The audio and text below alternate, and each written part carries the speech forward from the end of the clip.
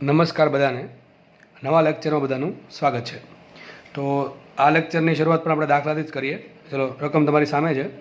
કે બળ અચળાંકવાળી સ્પ્રિંગના એક છેડે એમ દળ લટકાવી બીજા છેડાને કેન્દ્ર બનાવી તેને ઓમેગા જેટલી કોણીય ઝડપથી સમક્ષિતિજ વર્તુળાકાર માર્ગમાં ભ્રમણ કરાવતા પહેલો ક્વેશ્ચન છે, સ્પ્રિંગની લંબાઈમાં થતો વધારો શોધો અને સ્પ્રિંગની લંબાઈમાં થતો સાપેક્ષ વધારો શોધો. સાઈડમાં લખ્યું છે સ્પ્રિંગની પ્રારંભિક લંબાઈ એલ છે. ઓકે, આ દાખલો જી 2020માં પૂછાઈ ગયો છે, ભૂતકાળમાં પૂછાઈ ગયો છે અને ભવિષ્યમાં પણ પૂછાશે. બરાબર છે. આવા એકને એક જેવા 2-3 વખત દાખલા પૂછાયા છે. દાખલા એકદમ ઇઝી છે અને ભવિષ્યમાં કદાચ તમને વેલ્યુ આપીને પૂછે કે એમ આપી દે, કે આપી દે, ઓમેગા આપી દે અને એલ આપી દે, તો આપણા આન્સરમાં કોઈ ફરક પડવો જોઈએ નહીં. દાખલો આપણને આવડી જવો જોઈએ, ઇન શોર્ટ એમ કહેવા માગું છું. તો જોઈએ દાખલો કેમ ગણાય. તમને ખબર છે એક શબ્દમાં મેન છે કે જે આપણને ખબર પડે દાખલો એનાથી ગણાય. ચલો, કયો શબ્દ લાગે? શું લાગે તમને? જેના નીચે મેં અંડરલાઇન પણ કરેલી છે. અંડરલાઇન કરેલી શબ્દ એવો છે કે જેનાથી આપણને ખબર પડે કે દાખલો આ પ્રમાણે ગણાય. ધેટ ઇઝ આ વર્તુળાકાર માર્ગમાં ભ્રમણ.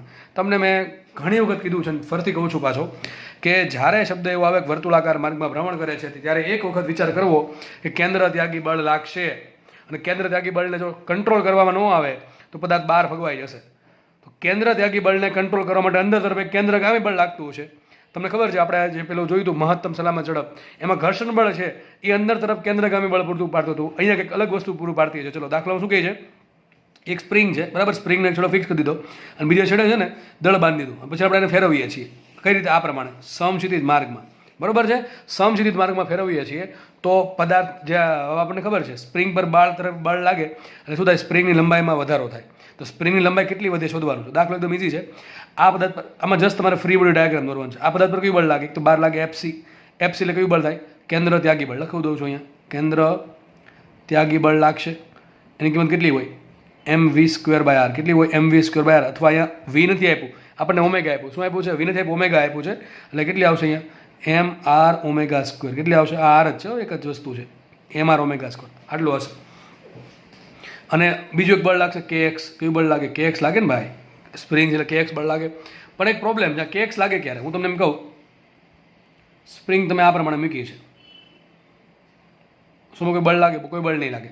હવે સ્પ્રિંગને આપણે ખેંચીએ, સ્પ્રિંગને ખેંચીએ x જેટલી, તો જો સ્પ્રિંગને x જેટલી ખેંચવામાં આવે, આપણને ખબર છે, આ બધું આપણે બહુ ડિટેલમાં સમજેલા છીએ કે આ સ્પ્રિંગની લંબાઈમાં x જેટલો વધારો કરવામાં આવે તો ઉપર એક બળ લાગશે kx, નીચે એક બળ લાગશે f. એના જેવું જ અહીંયા છે. બરોબર છે. તો હવે વિચારો, આ તો આપણે શરૂઆતમાં વિચારું કે શરૂઆતમાં સ્પ્રિંગ હજી અહીંયા જ છે.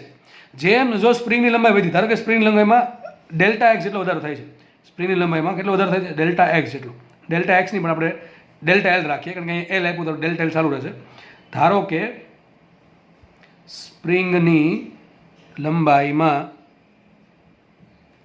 ડેલ્ટા એલ વધારો થાય છે તો આપણા માટે એક્સ જે છે, એક્સ એ શું બને? Delta L. તો ચલો અહીં દોરું છું સાઈડમાં ડાયાગ્રામ. આ દળ છે, એના પર સ્પ્રિંગ વડે આ બધું કયું બળ લાગશે? કે એક્સ લાગશે. આપણા કેસમાં થશે કે ડેલ્ટા એલ. અને સ્પ્રિંગની લંબાઈ વધી કેટલી? તો પહેલાં ત્રિજ્યા, પહેલાં આ ત્રિજ્યા કેટલી છે? વર્તુળાકાર માર્ગની ત્રિજ્યા.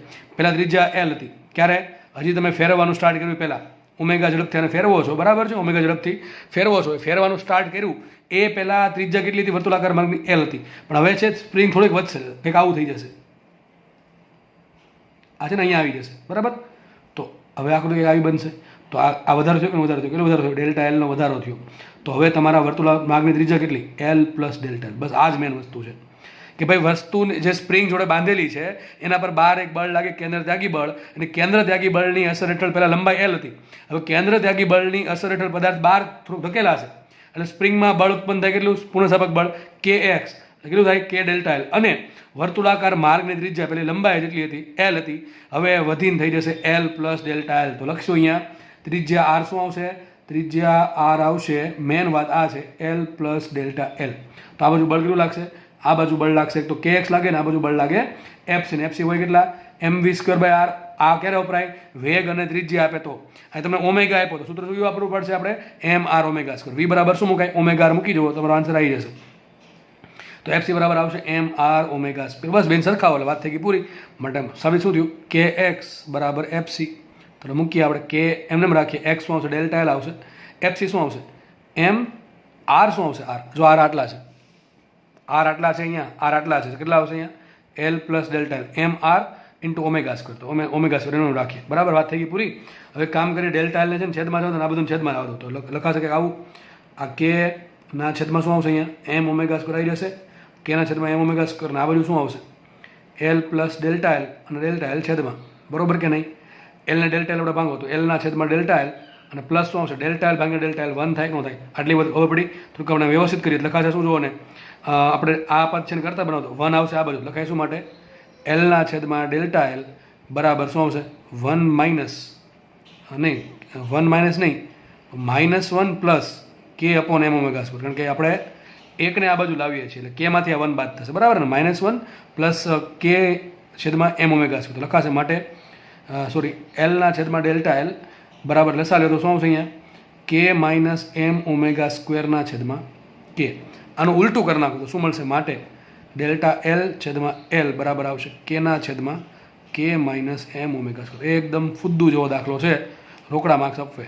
બરાબર, આ શું મળ્યું તમને સાપેક્ષ વધારો. જો આ ડેલ્ટા એલ ભાંગેલને શું કહ્યું સાપેક્ષ વધારો, લંબાઈમાં સાપેક્ષ વધારો મળ્યો. તમને ખાલી વધારો પૂછો શું કરવાનું ડેલ્ટા એલના કરતાં બનાવો તો એલ આવી જશે અહીં ગુણાકારમાં. બરાબર છે? તો શું આન્સર આવશે ડેલ્ટા એલ બરાબર એલ કાઉન્સમાં કેના છેદમાં કે માઇનસ એમ ઓમેગા સ્ક્વેર. તમારો જવાબ આવી ગયો. આ દાખલો ઘણી વખત જેમાં બેઠે બેઠો રિપીટ થઈને પૂછાણો છે, હજી ભવિષ્યમાં પૂછાશે. બરાબર છે? ભવિષ્યમાં લાગે કે તમને વેલ્યુ આપી દે એવી વેલ્યુ આપે કે જે આરામથી સોલ્વ થઈ શકે કેની એમની ને ઓમેગાની. ઓકે, અને આ દાખલા તમને કદાચ વેગ આપ્યો હોય વેગ તો સૂત્ર આપણે આ વાપરવું પડે એમ વી સ્ક્વેર બાય આર વાપરવું પડે. બરાબર, કયું વાપરવું પડે એમ વી સ્ક્વેર બાય આર. ઓકે, તો પણ આન્સર કંઈક આની જેવો જ કંઈક અલગ આવતો હશે થોડોક, કારણ કે અહીંયા ઓમેગા અહીંયા અંશમાં આવે છે, સોરી અહીંયા આર અંશમાં આવે ને અહીંયા આર છેદમાં આવે એટલા માટે. પણ ડિપેન્ડ કરે કે રકમમાં તમને શું આપ્યું ઓમેગા આપ્યું તો 100% આપણે આન્સર ઓમેગામાં લખવો પડે. તમને એમ કે ભાઈ કેન્દ્ર બનાવી અને વી વ્યક્તિ ભ્રમણ કરવામાં તો સૂત્ર આપણે આ વાપરત કયું વાપરત એમ વી સ્ક્વેર બાય આર. તો આટલી જ આપણને હવે આટલું યુનિટ ભણ્યા પછી આટલી કોમન સેન્સ આપણામાં આવી ગઈ છે કે જે રકમમાં આપ્યું છે એમાં જ આપણે આન્સર લાવવો પડે ફરજિયાતપણે. બરાબર, નેક્સ્ટ દાખલો જોઈએ.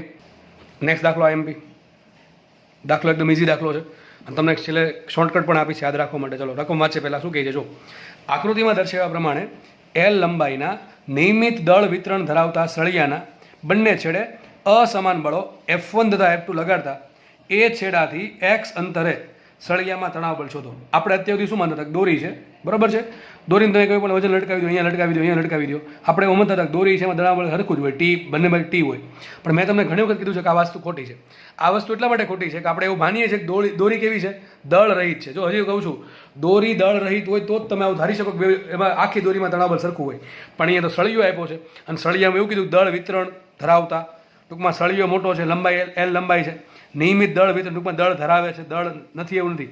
જો દળ ન હોય સળિયાનું તો સળિયામાં દરેક બિંદુએ તણાવ બળ સરખું હોય, પણ અહીંયા તણાવ બળ અલગ અલગ થશે. બરોબર છે? તણાવ બળ અલગ અલગ થશે. હવે કરવામાં કંઈક આવું કહે છે, એ લોકો આવું કહે છે એક સળિયો છે જેની લંબાઈ આખી કુલ કેટલી છે કેપિટલ એલ લંબાઈ છે. ઓકે, કેપિટલ એલ લંબાઈ છે આટલું કીધું. નેક્સ્ટ વાંચીએ રકમ અહીં લખી નાખજો એલ લંબાઈને એમ દળો કેપિટલ એમ દળનો સળિયો છે કે એલ લંબાઈને કેપિટલ એમ દળનો સળિયો એનું કુલ દળ કેપિટલ એમ છે. હવે એ સળિયાના બંને છેડા પર બળ લગાડ્યું, આ બાજુ બળ લગાડ્યું F1, આ બાજુ બળ લગાડ્યું F2.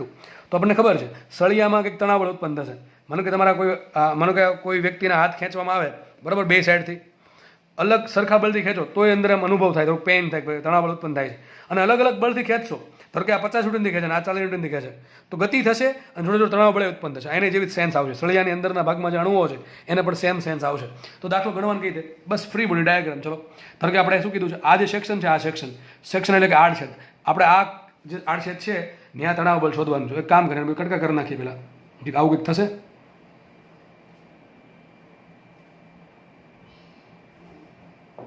બરાબર, આમ કટકા કરી નાખીએ આપણે સમજવા માટે. તો આ બાજુ બળ લાગે છે F1, આ દળ થઈ ગયું M1, એની લંબાઈ થઈ ગઈ x, આ દળ થઈ ગયું ધારો કે M2. ભાઈ દળ સરખું થોડું હોય, જરૂર થોડું છે દળ સરખું જ થાય. આ x તો ગમે ને હોય, જો અડધે અંતરથી કટકા કરશો તો M/2 દળ આવશે. આ લંબાઈ થઈ જશે L - x. ઓકે, આ બાજુ બળ લાગે છે F2 અને તણાવ બળ ઉત્પન્ન થશે આ રીતે. આ તણાવ બળ આમ હશે અહીંયા T અને અહીંયા તણાવ બળ છે T આ રીતે. આપણે T શોધવાનું છે. દાખલામાં કંઈ છે નહીં કહું તો ઘણા પછી ખબર પડશે આપણને. બરાબર, ચલો જોઈએ ફટાફટ. તો શોધવાનું ટી શોધવાનું છે. હવે ટી ક્યારે મળે અને ઉપરથી પાછો જો પ્રવેગ આવશે કે નહીં આવે, તંત્રને પ્રવેગ આવશે કે નહીં આવે જોઈને ખબર પડવી જોઈએ. આ બાજુ બળ લાગે F1, આ બાજુ બળ લાગે F2 અને કીધું છે કે F1 અને F2 અસમાન છે. માની લે કે F1 મોટું છે, આપણે લઈ લઈએ કે F1 is greater than F2, તો કંઈ ફરક નહીં પડે આન્સરમાં, પણ આપણે કંઈક માનવું તો પડશે ને કઈ બાજુ જાય છે ગતિ કરવા માટે. તો ધારો કે નથી આપ્યું તો આપણે ધારી લઈએ કે F1 મોટું છે, તો સળિયો ગતિ કરશે કે નહીં કરે? કરશે. બરાબર છે, સળિયો ગતિ કરશે તો ધારો કે આનો પ્રવેગ આવે છે એ, ટૂંકમાં આખે સળિયાનો ધારો કે પ્રવેગ આવે છે એ, આનો પણ પ્રવેગ એ જ આવશે. તો પેલા પ્રવેગ મળે કે ના મળે? મને એમ કહો, પ્રવેગ મળે કે ના મળે? પ્રવેગ આપણે સાઈડમાં શોધી નાખીએ તો કંઈક આવી કન્ડિશન થઈ ગઈ. જો આ બાજુ બળ લાગે છે F1, આ બાજુ બળ લાગે છે F2, સળિયાનું કુલ દળ કેપિટલ M છે, એનો પ્રવેગ એ છે. તો પ્રવેગ એ મળે કે ન મળે? સીધો મળે. જો અહીં ઘર્ષણ બળ તો કંઈ લાગતું છે નહીં, ઘર્ષણ બળ જેવું કંઈ છે નહીં, બીજું કાંઈ છે નહીં, તો સીધું તમને શું પ્રવેગ મળે? પ્રવેગ બરાબર શું લખાય? પ્રવેગ બરાબર લખાય નેટ ફોર્સ છેદમાં કેટલું દળ એ બળથી આગળ વધે છે. તો શું આવશે? આ બાજુ બળ લાગે F1, આ બાજુ માઇનસ કરશું F2, બરાબર? વિરુદ્ધ દિશામાં છે એટલે, અને કે F1 મોટું છે તો આ બાજુ F1 માંથી F2 બાદ કરો તો શું આવશે? છેદમાં કુલ દળ આવશે M, કેપિટલ M. અથવા એમ નો આવડે, આમ તો આવડે કે ન આવડે કે F1 છે ના બે ભાગ પડે, એક ભાગ કયો છે F2 નો સામનો કરવામાં, એક ભાગ કયો છે MA. તો આમ પણ લખી શકો F1 બરાબર F2 પ્લસ MA કરતા બનાવો એને આ જ આન્સર આવશે. તો આપણે પ્રવેગ મળી ગયો. પ્રવેગ શું આવે છે? પ્રવેગ બરાબર આવશે એ બરાબર આવશે F1 minus F2 by M. ચલો ટી મળે કે ન મળે? ચલો આનો ડાયાગ્રામ શોધવાનો છે. જો આનો ફ્રી બોડી ડાયાગ્રામ કંઈક આવો મેળવો આપણને. તમે આનો પણ લઈ શકો, આનો પણ લઈ શકો, કે ફરક નહીં પડે, કોઈ પણ ન લઈ શકો. તો આનો ફ્રી બોડી ડાયાગ્રામ આવો મેળવો. આનું દળ થઈ ગયું M1, એ બળ લાગે છે F1, અને તણાવ ઉત્પન્ન થયું T, આનો પ્રવેગ છે A અને લંબાઈ છે X. આટલી ખબર પડી આપણને. તો T ક્યારે મળે? જો F1 ના બે ભાગ પડે, F1 ના બે ભાગ પડશે. F1 બરાબર શું આવશે? F1 નો એક ભાગ જશે કયો? ગતિ કરવામાં, that is M1 into A, plus બીજું શું મળે? તણાવ બળ T મળે. હવે કિંમત મૂકવાની છે. T બરાબર શું આવશે? માટે T બરાબર લખાય F1 minus M1 into A. આપણે M1 શોધવું પડશે, M1 શોધવું પડે. જો કારણ કે આ આખું દળ કુલ કેપિટલ M છે. આપણે આખા સળિયાની વાત કરતા હોય તો કુલ દળ કેપિટલ M છે, પણ આપણે તો અહીંયા ખાલી નાનકડા ભાગની વાત કરીએ તો એનું દળ છે સ્મોલ M1. તો સ્મોલ M1 શોધવું પડે. સ્મોલ M1 કઈ રીતે મળશે? વિચારો, સ્મોલ M1 કઈ રીતે મળે? કેટલી બધી વખત શીખવાડું કે દળ કઈ રીતે શોધવાનું. દળ શોધતા આવડવું જોઈએ. તો સળિયા શેમાં આવશે? સળિયો શેમાં આવશે? વન ડાયમેન્શનમાં આવે. વન ડાયમેન્શનમાં દળ કઈ રીતે મળે? આપણને ખબર છે લંબાઈ પરથી. વન ડાયમેન્શનમાં દળ લંબાઈ પરથી, 2 ડાયમેન્શનમાં એરિયા પરથી, અને 3 ડાયમેન્શનમાં કદ પરથી. સળિયા માટે દળ કઈ ત્રિપદી મૂકવાની છે કે કુલ દળ કેટલું? Capital M. કુલ લંબાઈ કેટલી? Capital L. આ લંબાઈ કેટલી છે? X. તો મૂકી દો ત્રિપદી કે M દળ હોય, સોરી L લંબાઈ હોય, L લંબાઈ માટે દળ કેટલું છે? કેપિટલ M કુલ. તો X લંબાઈ માટે દળ કેટલું? શું આવશે?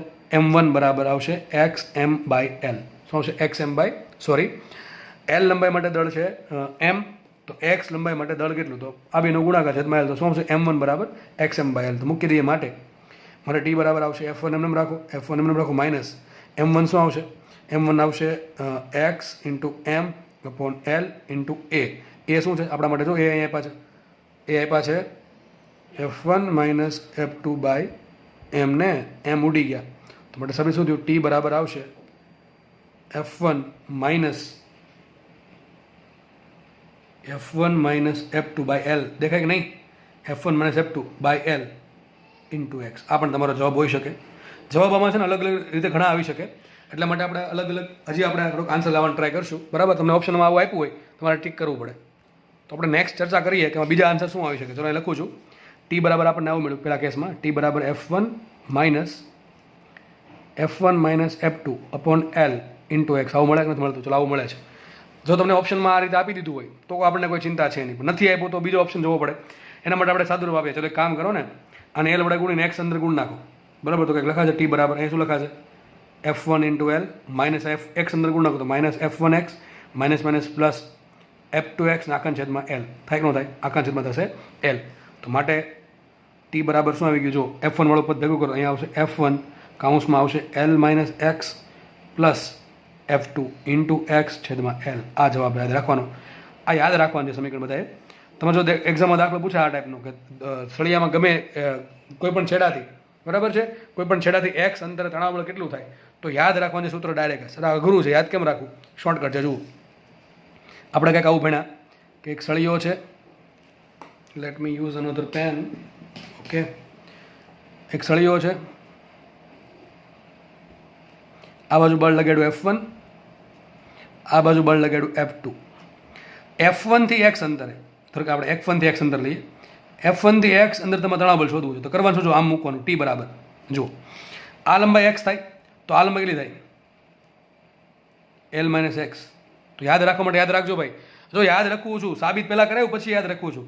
હું ધારત તો ડાયરેક્ટ સીધું આ કહી દે, પણ નથી કીધું. બરાબર છે? કંઈક ખબર પડે ને ઘણા લોકો જે બે જણાને ખબર પડે એના માટે છે, આ બધા માટે નથી. જેને ખબર પાડવી હોય એ તમારા હાથમાં છે. ઓકે ઓકે ચલો, તો યાદ રાખવા માટે કહું છું, સૂત્ર શું ડાયરેક્ટ યાદ આ પ્રમાણે યાદ રાખવાનું. બળ લેવાનું અને એની સામેની લંબાઈ લેવાની.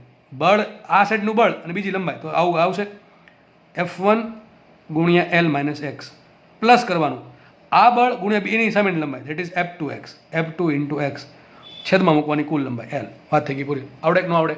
આવડશે કે નહીં આવડે? અરે આવડી જાય. રકમમાં તમને આમ કહે તો એક દાખલો ગણીએ.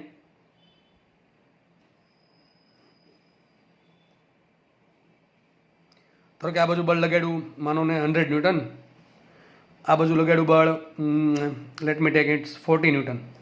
ધારો કે આ સળિયાની લંબાઈ છે કુલ છે ધારો કે 10 સેન્ટીમીટર અને તમને એમ કીધું છે કે 4 સેન્ટીમીટર આ છેડાથી 4 સેન્ટીમીટર લંબાઈ તણાવ બળ જે છેડો છે આ છેડો ને તણાવ બળ કેટલું, તો આ 4 સેન્ટીમીટર તો આ કેટલી 6 સેન્ટીમીટર હોય, તો એક તરત આન્સર આવી જાય 10 સેકન્ડમાં. ચલો આજે ટી બરાબર, ચલો બળ કયું 100, બળ 100 મૂકો ગુણ્યા લંબાઈની સામેની મૂકવી 6 સેન્ટીમીટર પ્લસ બળ લો બીજું કયું 40 ગુણ્યા બીજું બળ મૂકો 40 સોરી 4. હવે આ ગણતરી છે ને તો મનમાં કરી શકો 10 ગુણ્યા 100 ગુણ્યા 600 થાય અને 40 ગુણ્યા 4 થાય 160. તો આ લખવાની જરૂર નથી, લખી દીધું ચલો ને ઘણા માટે.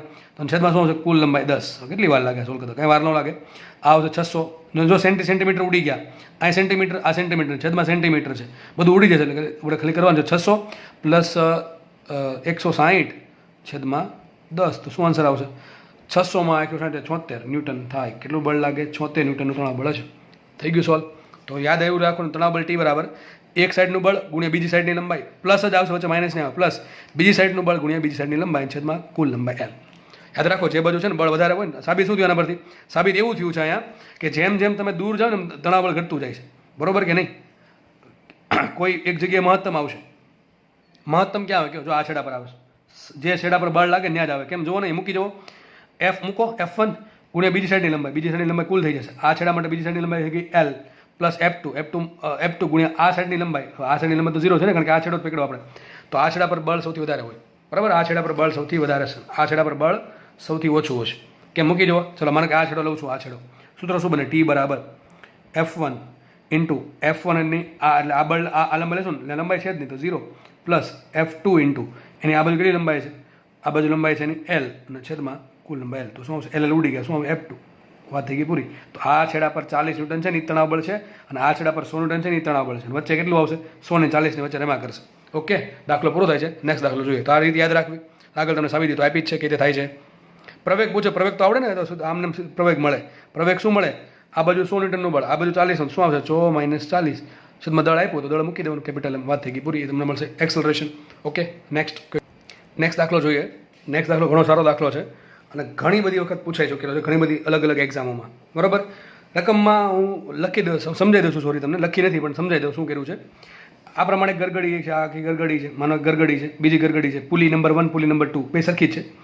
એમાંથી દોરી પસાર કરી, એને એક છેડો અહીંયા આવશે, પછી બીજી દોરી પસાર કરી, એને એક છેડો અહીંયા આવશે. ન્યાય જે બે છેડા ભેગા થાય ને એક દળ બાંધી દીધું કેપિટલ M, કયું દળ બાંધી દીધું? Capital M.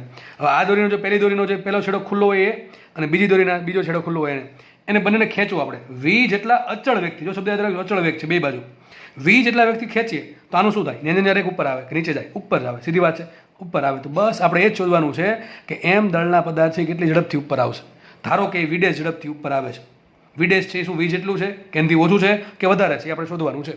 સમજ પડે છે? દાખલો એકદમ ઇન્ટરેસ્ટિંગ દાખલો છે. ઘણી બધી વખત આપણે આવું યુઝ કરતા હોઈએ કે આપણે એક રસી ખેંચીએ તો બીજી સાઈડ જે દળ છે ઉપર આવતું હોય તો કેટલા વ્યક્તિ ઉપર આવે છે, અહીં વેગ વધારે તો અહીં વેગ વધે ઘટે, તો એ સીધી વાત છે, ખબર જ હોય કે જેટલો વેગ વધારે એટલે વધારે વ્યક્તિ ઉપર આવશે. પણ કેટલો હકીકત આમાં મેટર કરે છે.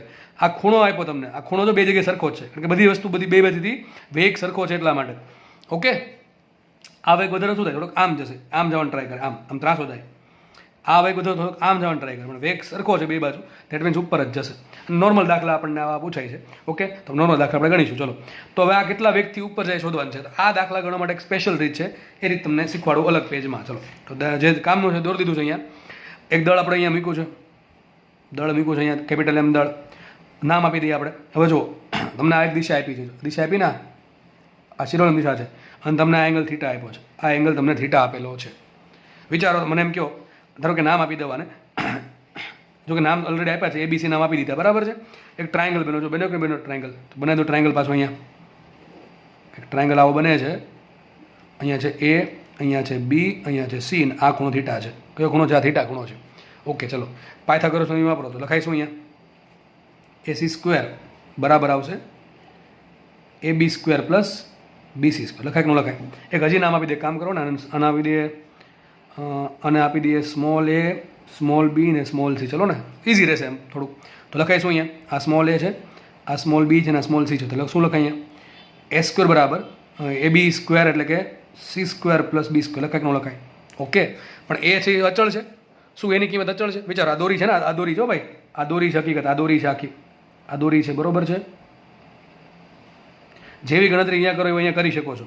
બેમાંથી એક જગ્યાએ કરવાની જરૂર છે, બે જગ્યાએ કરવાની જરૂર નથી. આ દોરી થઈ ગઈ, આપણે દોરી ખેંચી, વિચારો આને ખેંચી આપણે, આ જે છે ને આ ટ્રાયંગલ અહીંયા જો, આપણે જે બનાવીએ છીએ ને અહીંયા છે, દેખાય છે કે નહીં? આ ટ્રાયંગલ ને આ ટ્રાયંગલ દેખાય છે અહીંયા, દેખાવા જોઈએ તમને. આ દોર્યા છે, આ એ છે, આ બી છે, ને આ સી છે. મેં ખાલી આટલો ભાગ દોર્યો છે અહીંયા, જો દેખાય છે અહીંયા. ઓકે, ચલો તો હું મને એમ કહો, આ તમે દોરી ખેંચતા હો, આ દોરી ખેંચતા હો છો, આ દોરીને ખેંચો નીચે વી વ્યક્તિ, તો આ જે લંબાઈ છે અચળ રહી, એ લંબાઈ અચળ ન રહે. આ લંબાઈ અચળ રહે કે ન રહે? ન રહે. શું આ લંબાઈ અચળ રહેશે? હવે આ પદાર્થ છે ઉપર જાય તો આ ડિસ્ટન્સ ઘટતું જાય કે વધતું જાય? આ જે એસી ડિસ્ટન્સ છે એ ઘટતું જાય વધતું જાય? ઘટતું જાય, કારણ કે આપણે નીચે ખેંચીએ છીએ. બીસીમાં કોઈ ફરક પડે? આ ડિસ્ટન્સમાં, એ ડિસ્ટન્સમાં કોઈ ફરક ન પડે. હજી કહું છું, જો આ ખબર નહીં પડે દાખલો સમજાશે નહીં. હું તમને એમ કહું છું કે આ દોરીને ખેંચવામાં આવે નીચે તરફ, તો આ ડિસ્ટન્સ, આ દોરીની લંબાઈ ઘટી જશે. તો આપણા માટે AB છે એ ઘટશે, AB છે એ ઘટશે. આ BC AC છે એ AC પણ ઘટે, કારણ કે પદાર્થ ઉપર જાય. અત્યારે આમ છે, ઘડી પછી આમ હશે, ઉપર આવી ગયો હશે, તો આ લંબાઈ ઘટી ગઈ. શું આ લંબાઈમાં ફરક પડે? આ લંબાઈમાં કોઈ ફરક ન પડે. આ હંમેશા ઉપર જ આવશે. કારણ શું છે? બે સાઈડ વેગ સરખા છે એટલા માટે, બંને સાઈડ વેગ સરખા છે એટલા માટે. હમણાં આમાં શું કહી શકીએ આપણે? એ અને આપણા કેસમાં એ અચળ નથી અને સી અચળ નથી, પણ બી કેવો છે? અચળ છે. કેમ કે આ લંબાઈ જો, આ લંબાઈ અચળ છે. દેખાય છે કે નહીં? આ લંબાઈ અચળ છે. ઓકે, તો હવે આપણે કામ કરીએ. એની લંબાઈ કેટલી ઘટે કોના પર ડિપેન્ડ કરે? વેગ પર. દેખાય છે? જેટલી વેગ વધારે એટલો એ વધારે ઘટે. જેટલો તમે વધારે વ્યક્તિ ખેંચશો અહીંયા, જેટલા વધારે વ્યક્તિ ખેંચશો, એમાં આ જે એ છે, આ દોરીની લંબાઈ એ છે, એ દોરીની લંબાઈ છે એમાં ઘટાડો ફટાફટ થાય. એ જ પ્રમાણે આ જે બી છે, સોરી આ જે સી છે ને આ બી છે, આ સી છે એમાં પણ ફટાફટ ઘટાડો થાય, કારણ કે પદાર્થ ફટાફટ ઉપર જશે. તો આપણા કેસમાં એ અને સી અચળ નથી. એ કોના પર ડિપેન્ડ કરે? વેગ પર. સી કોના પર ડિપેન્ડ કરે? વેગ પર ડિપેન્ડ કરે. તો હવે એને અને વેગને લેવા શું દેવા? એ શું છે? લંબાઈ છે, બરાબર છે. એ શું છે? લંબાઈ. મને કે તમે 5 મીટર દોરી ખેંચો, તો અહીંયા કેટલી ખેંચાય? 5 મીટર જ ખેંચાય. તો કે 5 સેકન્ડમાં ખેંચી 5 મીટર, તો અહીંયા આપણે 5 સેકન્ડમાં જ ખેંચાશે. ટૂંકમાં જે વેગ છે એ હકીકત શું છે? લંબાઈમાં થતો ફેરફાર. આપણે ખબર છે v બરાબર શું થાય? dx by dt. શું થાય? v બરાબર dx બાય dt. તો v બરાબર dx શું આવશે? અહીંયા આવશે da બાય dt. શું આવશે અહીંયા? v બરાબર da બાય dt. આ મસ્ટ IMP સ્ટેપ સમજવા માટે હું તમને એમ કહું છું, આ પ્રમાણે કંઈક કન્ડિશન છે આપણી, આ પેલી ગરગડી, અને વી વ્યક્તિ ખેંચે, બરોબર છે, અને વી વ્યક્તિ ખેંચે. અત્યારે આપણા માટે એ આટલું છે, અત્યારે આપણા માટે એ આટલું છે. સમય સાથે એમાં કેટલો ચેન્જ આવે? હું એમ કહું, સમય સાથે એમાં કેટલો ચેન્જ આવે. ધેટ મીન્સ સમય સાથે એ કેટલું બદલે? જેટલું વેગ વધારે એટલું એ વધારે. હું તમને એમ કહું છું, વેગ ધારો કે 5 સેન્ટીમીટર પર સેકન્ડનો છે. કેટલો વેગ છે? તમે એ પ્રમાણે દોરી ખેંચો છો કે 1 સેકન્ડમાં 5 સેન્ટીમીટર દોરી નીચે આવે, તો આ કેટલી ઘટે? આ પણ 1 સેન્ટીમીટરમાં 5 સેન્ટીમીટર જ ઘટે. હું શું કહું છું? 1 સેકન્ડમાં આ પણ 5 સેન્ટીમીટર ઘટશે, કારણ કે દોરીની લંબાઈ તો અચળ છે ને. આ જે લંબાઈ છે એ અચળ છે કે નહીં? હું તમને કહું, આ દોરીને તમે 5 સેન્ટીમીટર પર સેકન્ડના વેગથી ખેંચો છો, ધેટ મીન્સ કે 1 સેકન્ડમાં તમે આ દોરીને 5 સેન્ટીમીટર ખેંચો. હવે આ દોરી 5 સેન્ટીમીટર નીચે આવે તો 100% આ દોરી લંબાઈ છે એ 5 સેન્ટીમીટર ઘટે 1 સેકન્ડમાં જ. ટૂંકમાં હકીકત એમાં જે એનો જે બદલાવ છે, ટૂંકમાં એનો ઘટાડો થાય છે સમય સાથે, એ હકીકતનો જે વેગ છે. તો લખાઈશું અહીંયા, એક આપણે લખાશે અહીંયા v બરાબર આવશે da બાય dt. શું આવશે? v બરાબર da બાય dt. ચલો એ જ રીતે જુઓ. હવે આ જે દળ છે, દળ એ કેટલા વ્યક્તિ ઉપર આપણે શોધવાનું છે. આ જે દળ છે એ કેટલા વ્યક્તિ ઉપર જાય એ શોધવાનું છે. ધારો કે દળ છે એ વિદેશ વ્યક્તિ ઉપર છે, તો આપણે વિદેશ શોધવાનું છે. હવે આ લંબાઈ કઈ છે? AB કઈ છે લંબાઈ? AB અથવા C છે. આપણે ખબર છે કે જેટલો વિદેશ વધારે હોય, આ પદાર્થ જેટલા વ્યક્તિ ઉપર ફટાફટ વ્યક્તિ ઉપર જશે, વિદેશ મોટો હોય, તો આ જે C લંબાઈ છે, C લંબાઈમાં ફટાક દઈને ઘટાડો થાય. હું એમ કહું ભાઈ, ધારો કે વિદેશ છે 3 સેન્ટીમીટર પર સેકન્ડ છે. કેટલું છે? 3 સેન્ટીમીટર પર સેકન્ડ. ધેટ મીન્સ કે આ જે દળ છે એ 1 સેકન્ડમાં 3 સેન્ટીમીટર ઉપર જાય, તો લંબાઈ કેટલી ઘટે? એ લંબાઈ પણ 1 સેકન્ડમાં 3 સેન્ટીમીટર જ ઘટશે. ધેટ મીન્સ સાબિત થયું કે વિદેશ બરાબર શું આવશે? dc by dt. ટૂંકમાં એમ કહેવા માગું છું કે સીમાં થતો ઘટાડો સમય સાથે કેટલો હશે? આ પદાર્થના વેગ વિદેશ એટલો, અને દોરીની લંબાઈ જે એ છે એમાં સમય સાથે થતો ઘટાડો da બાય dt કેટલો હશે? દોરીને આપણે જે ખેંચીએ છીએ એ દોરીના વેગ જેટલો. તો આ બે મહત્વના સ્ટેપ છે. હજી સમજાણું ન હોય તો વિડીયો રિવાઇઝ કરીને જોઈ લેવો. ચલો, તો મારે a સ્ક્વેર બરાબર c square plus b square છે, એમાંથી મારે આમાં જવાનું છે. સીધી ખબર પડી કે આપણે વિકલન કરવાનું છે. કોની સાપેક્ષે? સમય સાપેક્ષે. તો જાવ પદ આવે, કરો વિકલન. ચલો, a સ્ક્વેરનું વિકલન શું થાય? Twice a into d a by d t. આ ન આવડતું તો રહેવા દેવું, બરાબર છે, ખોટું કચ્છ ના લેવું. સી સ્ક્વેરનું વિકલન શું થાય? 2c into d c by DT. કારણ કે હવે આ એન્ડ આવ્યો આપણે ધોરણ 11નો, અને તમને જે વિકલન સાદું ન આવડતું હોય તો પછી મારે તમને કંઈક શું કહેવું, બરાબર. અને બી સ્ક્વેરનું શું વિકલન થાય? 2b into d b by DT. એટલે ઘાતનું વિકલન, પછી ઘાત વગરના પદનું વિકલન. કેટલી વખત ઘણી વખત બોલ્યો છું વાત. બધેમાંથી જો 2 ઉડી ગયા તો વધે શું અહીંયા? a into d a by d t is equal to c into d c by d t plus b into d b by d t. પતી ગઈ વાત, આટલી થઈ ગયું. હવે આપણે એક કામ કરીએ. આપણને એ તો ખબર પડી કે ડીએ બાય ડીટી શું છે? જે દોરી ખેંચીએ છીએ એનો વેગ છે ને. ડીએ બાય ડીટી શું છે? સમજાવું અહીંયા. આ શું છે? દોરીનો વેગ. દોરીનો વેગ છે. વી ડેશ શું છે? પદાર્થનો ઉપર જવાનો વેગ. પદાર્થનો ઉપર જવાનો વેગ. તો d a by d t d c by d t ખબર પડી, પણ ડીબી બાય ડીટી શું છે? ડીબી બાય ડીટી વંચાય શું? ડીબી બાય ડીટીને શું વંચાય? એને એમ વંચાય કે સમય સાથે બીમાં કેટલો ચેન્જ આવે છે. સમય સાથે બીમાં ચેન્જ કેટલો થાય વિચારો. ડીબી બાય ડીટી સમય સાથે કેટલું બદલે છે? બી ક્યાં છે? બી અહીંયા બી છે. આમાં કેટલો ઘટાડો થાય, વધારો થાય સમય સાથે? 0. વધતું નથી ને ઘટતું નથી. વિચારો ને, આ લંબાઈ વધે. આ તમે દોરીને ખેંચો તો પદાર્થ ધીમે ધીમે ઉપર જશે. આ પ્રમાણે કંઈક થશે. જો આ રીતે અત્યારે આ પ્રમાણે આકૃતિ છે, બરોબર. આ પ્રમાણે કંઈક આકૃતિ છે ને. અત્યારે પદાર્થ અહીંયા છે, ઘડીક પછી કંઈક આવી આકૃતિ બનશે. જો લંબાઈ આ એ લંબાઈ પહેલાં આટલી હતી, હવે ઘટી ગઈ આટલી થઈ ગઈ. સી લંબાઈ પહેલાં આટલી હતી, હવે ઘટી ગઈ આટલી થઈ ગઈ. પણ બી કેટલો છે? પહેલાં બી આટલો હતો, હવે બી આટલો જ છે. જો ટીકર બનાવો ત્રિકોણ, તો બી ઘટતો નથી વધતો નથી. દેટ ઇઝ બી અચળ છે. એટલે કાંઈ બી બરાબર અચળ. બી તો અચળ જ રહે ને દોસ્ત, કારણ કે ઉપર આવે છે ને બે બાજુ વેગ સરખો છે, એટલે ધીમે ધીમે વર્ટિકલ ડાયરેક્શન ઉપર જશે. દેટ ઇઝ બી અચળ છે. તો બી અચળ હતો, ડીબી બાય ડીટી શું આવશે? 0 આવશે. મૂકી દો ડીબી બાય ડીટી. આપણે મૂકી જોઈએ એ એમને રાખીએ. ડીએ બાય ડીટીને શું કહેવાય? દોરીનો વેગ. વી દોરીનો વેગ લખ્યું છે સાઈડમાં. સી એમને રાખીએ. ડીસી બાય ડીટીને શું કહેવાય? પદાર્થનો વેગ. દેટ ઇઝ વિડેશ છે પદાર્થનો વેગ. એમ દળના પદાર્થનો વેગ પ્લસ બી એમને આવશે. અને ડીબી બાય ડીટી શું આવશે? D b by d t is equal to 0. મૂકી દો 0. વાત થઈ ગઈ પૂરી. પદ ઉડી ગયું આખું. શોધવાનું છે વિડેશ માટે. સાબિત થયું વિડેશ કોના માટે? પદાર્થ માટે. વિડેશ બરાબર શું આવશે? એના છેદમાં સી આવશે. એના છેદમાં સી ઇન્ટુ વી દોરી. વી દોરી એટલે કે દોરીને તમે વી વેગથી ખેંચો તો પદાર્થ કેટલા વેગથી ઉપર જશે? A by C into V into દોરી. સોરી, વી ઇન્ટુ દોરી નહીં, વી વેલોસિટી ઓફ સ્ટ્રિંગ, બરાબર છે, જે દોરી છે એની વેલોસિટી. હવે વાત રહી એ બાય સીની. રકમમાં તમને એ બાય સી તો આપણે ધારેલું છે. રકમમાં તમને એ બાય સી આપ્યું નથી. રકમમાં તમને થીટા આપેલો છે. તો વાલા થીટા પરથી એ બાય સી મળે કે ન મળે? મળે કે ન મળે? મરી જાય ને, કેમ ન મળે? જુઓ અહીંયા થીટા છે, દોર દો સાઈડમાં ટ્રાયંગલ પાછો. એમાં શું વાંધો છે? This is A, this is C and this is theta. Okay, શું લાગે છે? આ થઈ ગયો કર્ણ, આ થઈ ગયો પાછળની બાજુ. That is cos theta. કોટા બરાબર શું આવે? પાછળની બાજુ સી છેદમાં કર્ણ એ. અહીં ઊંધું મૂકવાનું છે. ધેટ ઇઝ સેક થીટા આવશે. શું આવશે અહીંયા? સેક થીટા. સેક થીટા બરાબર લખાય એ બાય સી. આ તો આવડે કે નહીં? ધોરણ 10 ભાઈ. કોસનું ઊંધું સેક થાય, ખાસ નીટવાળા લોકો. તો સેક થીટા બરાબર શું આવશે? એ બાય સી. તો મૂકી દઈએ. માટે સાબિત થઈ ગયું કે પદાર્થનો વેગ, પદાર્થનો ઉપર તરફ ગતિ કરવાનો વેગ વિડેશ બરાબર શું આવશે? સેક થીટા ઇન્ટુ દોરીનો વેગ વી. ઘણી વખત સૂત્ર આમે લખ્યું હોય ભાઈ બાજુ. વિડેશ બરાબર વીના છેદમાં કોસ થીટા. શું લખ્યું હોય? વિડેશ બરાબર વીના છેદમાં કોસ થીટા. જે બેમાંથી કોઈ પણ એક આન્સર આવે. સેક થીટા ઇન્ટુ દોરીનો વેગ અથવા દોરીનો વેગ છેદમાં કોસ થીટા. આવો આન્સર આવશે. સમજ પડે કે ના પડે? પડવી જોઈએ દોસ્ત, પડવી જોઈએ. દાખલો એકદમ સોલિડ દાખલો છે. સૂત્ર હું તો યાદ રાખી લેવાય. સૂત્ર યાદ રાખી લેવાય. ડાયરેક્ટ રોકડા માર્ક્સ આવે સૂત્ર. શું એવું? પદાર્થનો ઉપર જવાનો વેગ કેટલો હશે? દોરીના વેગ જે નીચે તરફ છે, બરોબર છે, એના છેદમાં કોસ થીટા. આટલું તો યાદ રહી, આરામથી યાદ રહી, બરોબર છે. અને યાદ ન રહેતું તો આ પ્રમાણે આખી રીત પ્રમાણે દાખલો ગણવું. ઘણી વખત આ દાખલો તમને વેલ્યુ પૂછીને ક્વેશ્ચન આમ આપી દે તમને કે ભાઈ આ જે વેગ છે એ તમને તો 10 આપી દઉં. થીટા આપી દો 60 ડિગ્રી. ચલો થીટા આપી દો ને 60 ડિગ્રી. શું આન્સર આવશે? દોરીનો વેગ વી આપ્યો તમને, વી દોરી 10 આપી દીધું, 10 મીટર પર સેકન્ડ નીચે તરફ. ક્યાં નીચે તરફ છે? તો વિડેશ શું આવશે? વિડેશ બરાબર વીના છેદમાં કોસ થીટા. વાત થઈ ગઈ પૂરી. 10ના છેદમાં કોસ 60 ડિગ્રી. કોસ 60 ડિગ્રી હોય 1/2, દેટ ઇઝ 20 મીટર પર સેકન્ડ. ઓકે, બધી ગઈ વાત. તો પદાર્થ છે 20 મીટર પર સેકન્ડના વેગથી ઉપર જશે. આને તમે 10ના વેગથી ખેંચશો તો આ ભાઈ અંદર ડબલ સ્પીડે ઉપર જઈશ. દળ આવ્યો આમાં? કે દળ આવતું જ નથી દોસ્ત. દળ નથી આવતું. ડેટ મીન્સ કે પદાર્થના દળ પર ડિપેન્ડ નથી. આવા સવાલ પૂછાય નીટમાં ખાસ, જીમાં ખાસ ભાઈ કહું છું. તમને એમ કહેશે કે 10 કિલોગ્રામ દળ લટકાવ્યું, હવે 20 લટકાવો, કે ફરક પડે? નો ફરક પડે, કારણ કે વેગ અચળ ધારવાનો છે. તમે ગમે એમ લટકાવો, તમે પદાર્થને ગમે એમ લટકાવશો, મારે વેગ અચળ ધારવાનો છે. વેગ અચળ રહેવો જોઈએ. ડબલ બળ કરવું પડે. બળ તો ડબલ કરવું પડશે, પણ વેગ અચળ રહેવો જોઈએ. કોઈ બી તમે કામ કરો, વેગ અચળ રહેવો જોઈએ. બે સાઈડ અચળ વેગ હશે તો આનો વેગ છે. જો વેગ અચળ હોય બે સાઈડ, તો અહીંયા જે વેગ છે કયો? વિડેશ ઉપર જવાનો વેગ એ છે, એ કોના પર ડિપેન્ડ કરે? માત્ર દોરીના વેગ પર ને થીટા પર. થીટા ચેન્જ આવશે તો વેગમાં ચેન્જ આવશે. થીટા તમે આ બે છે, આ બે પુલ્લી એમ દૂર લઈ જાઓ, થીટા વધી ગયો ને.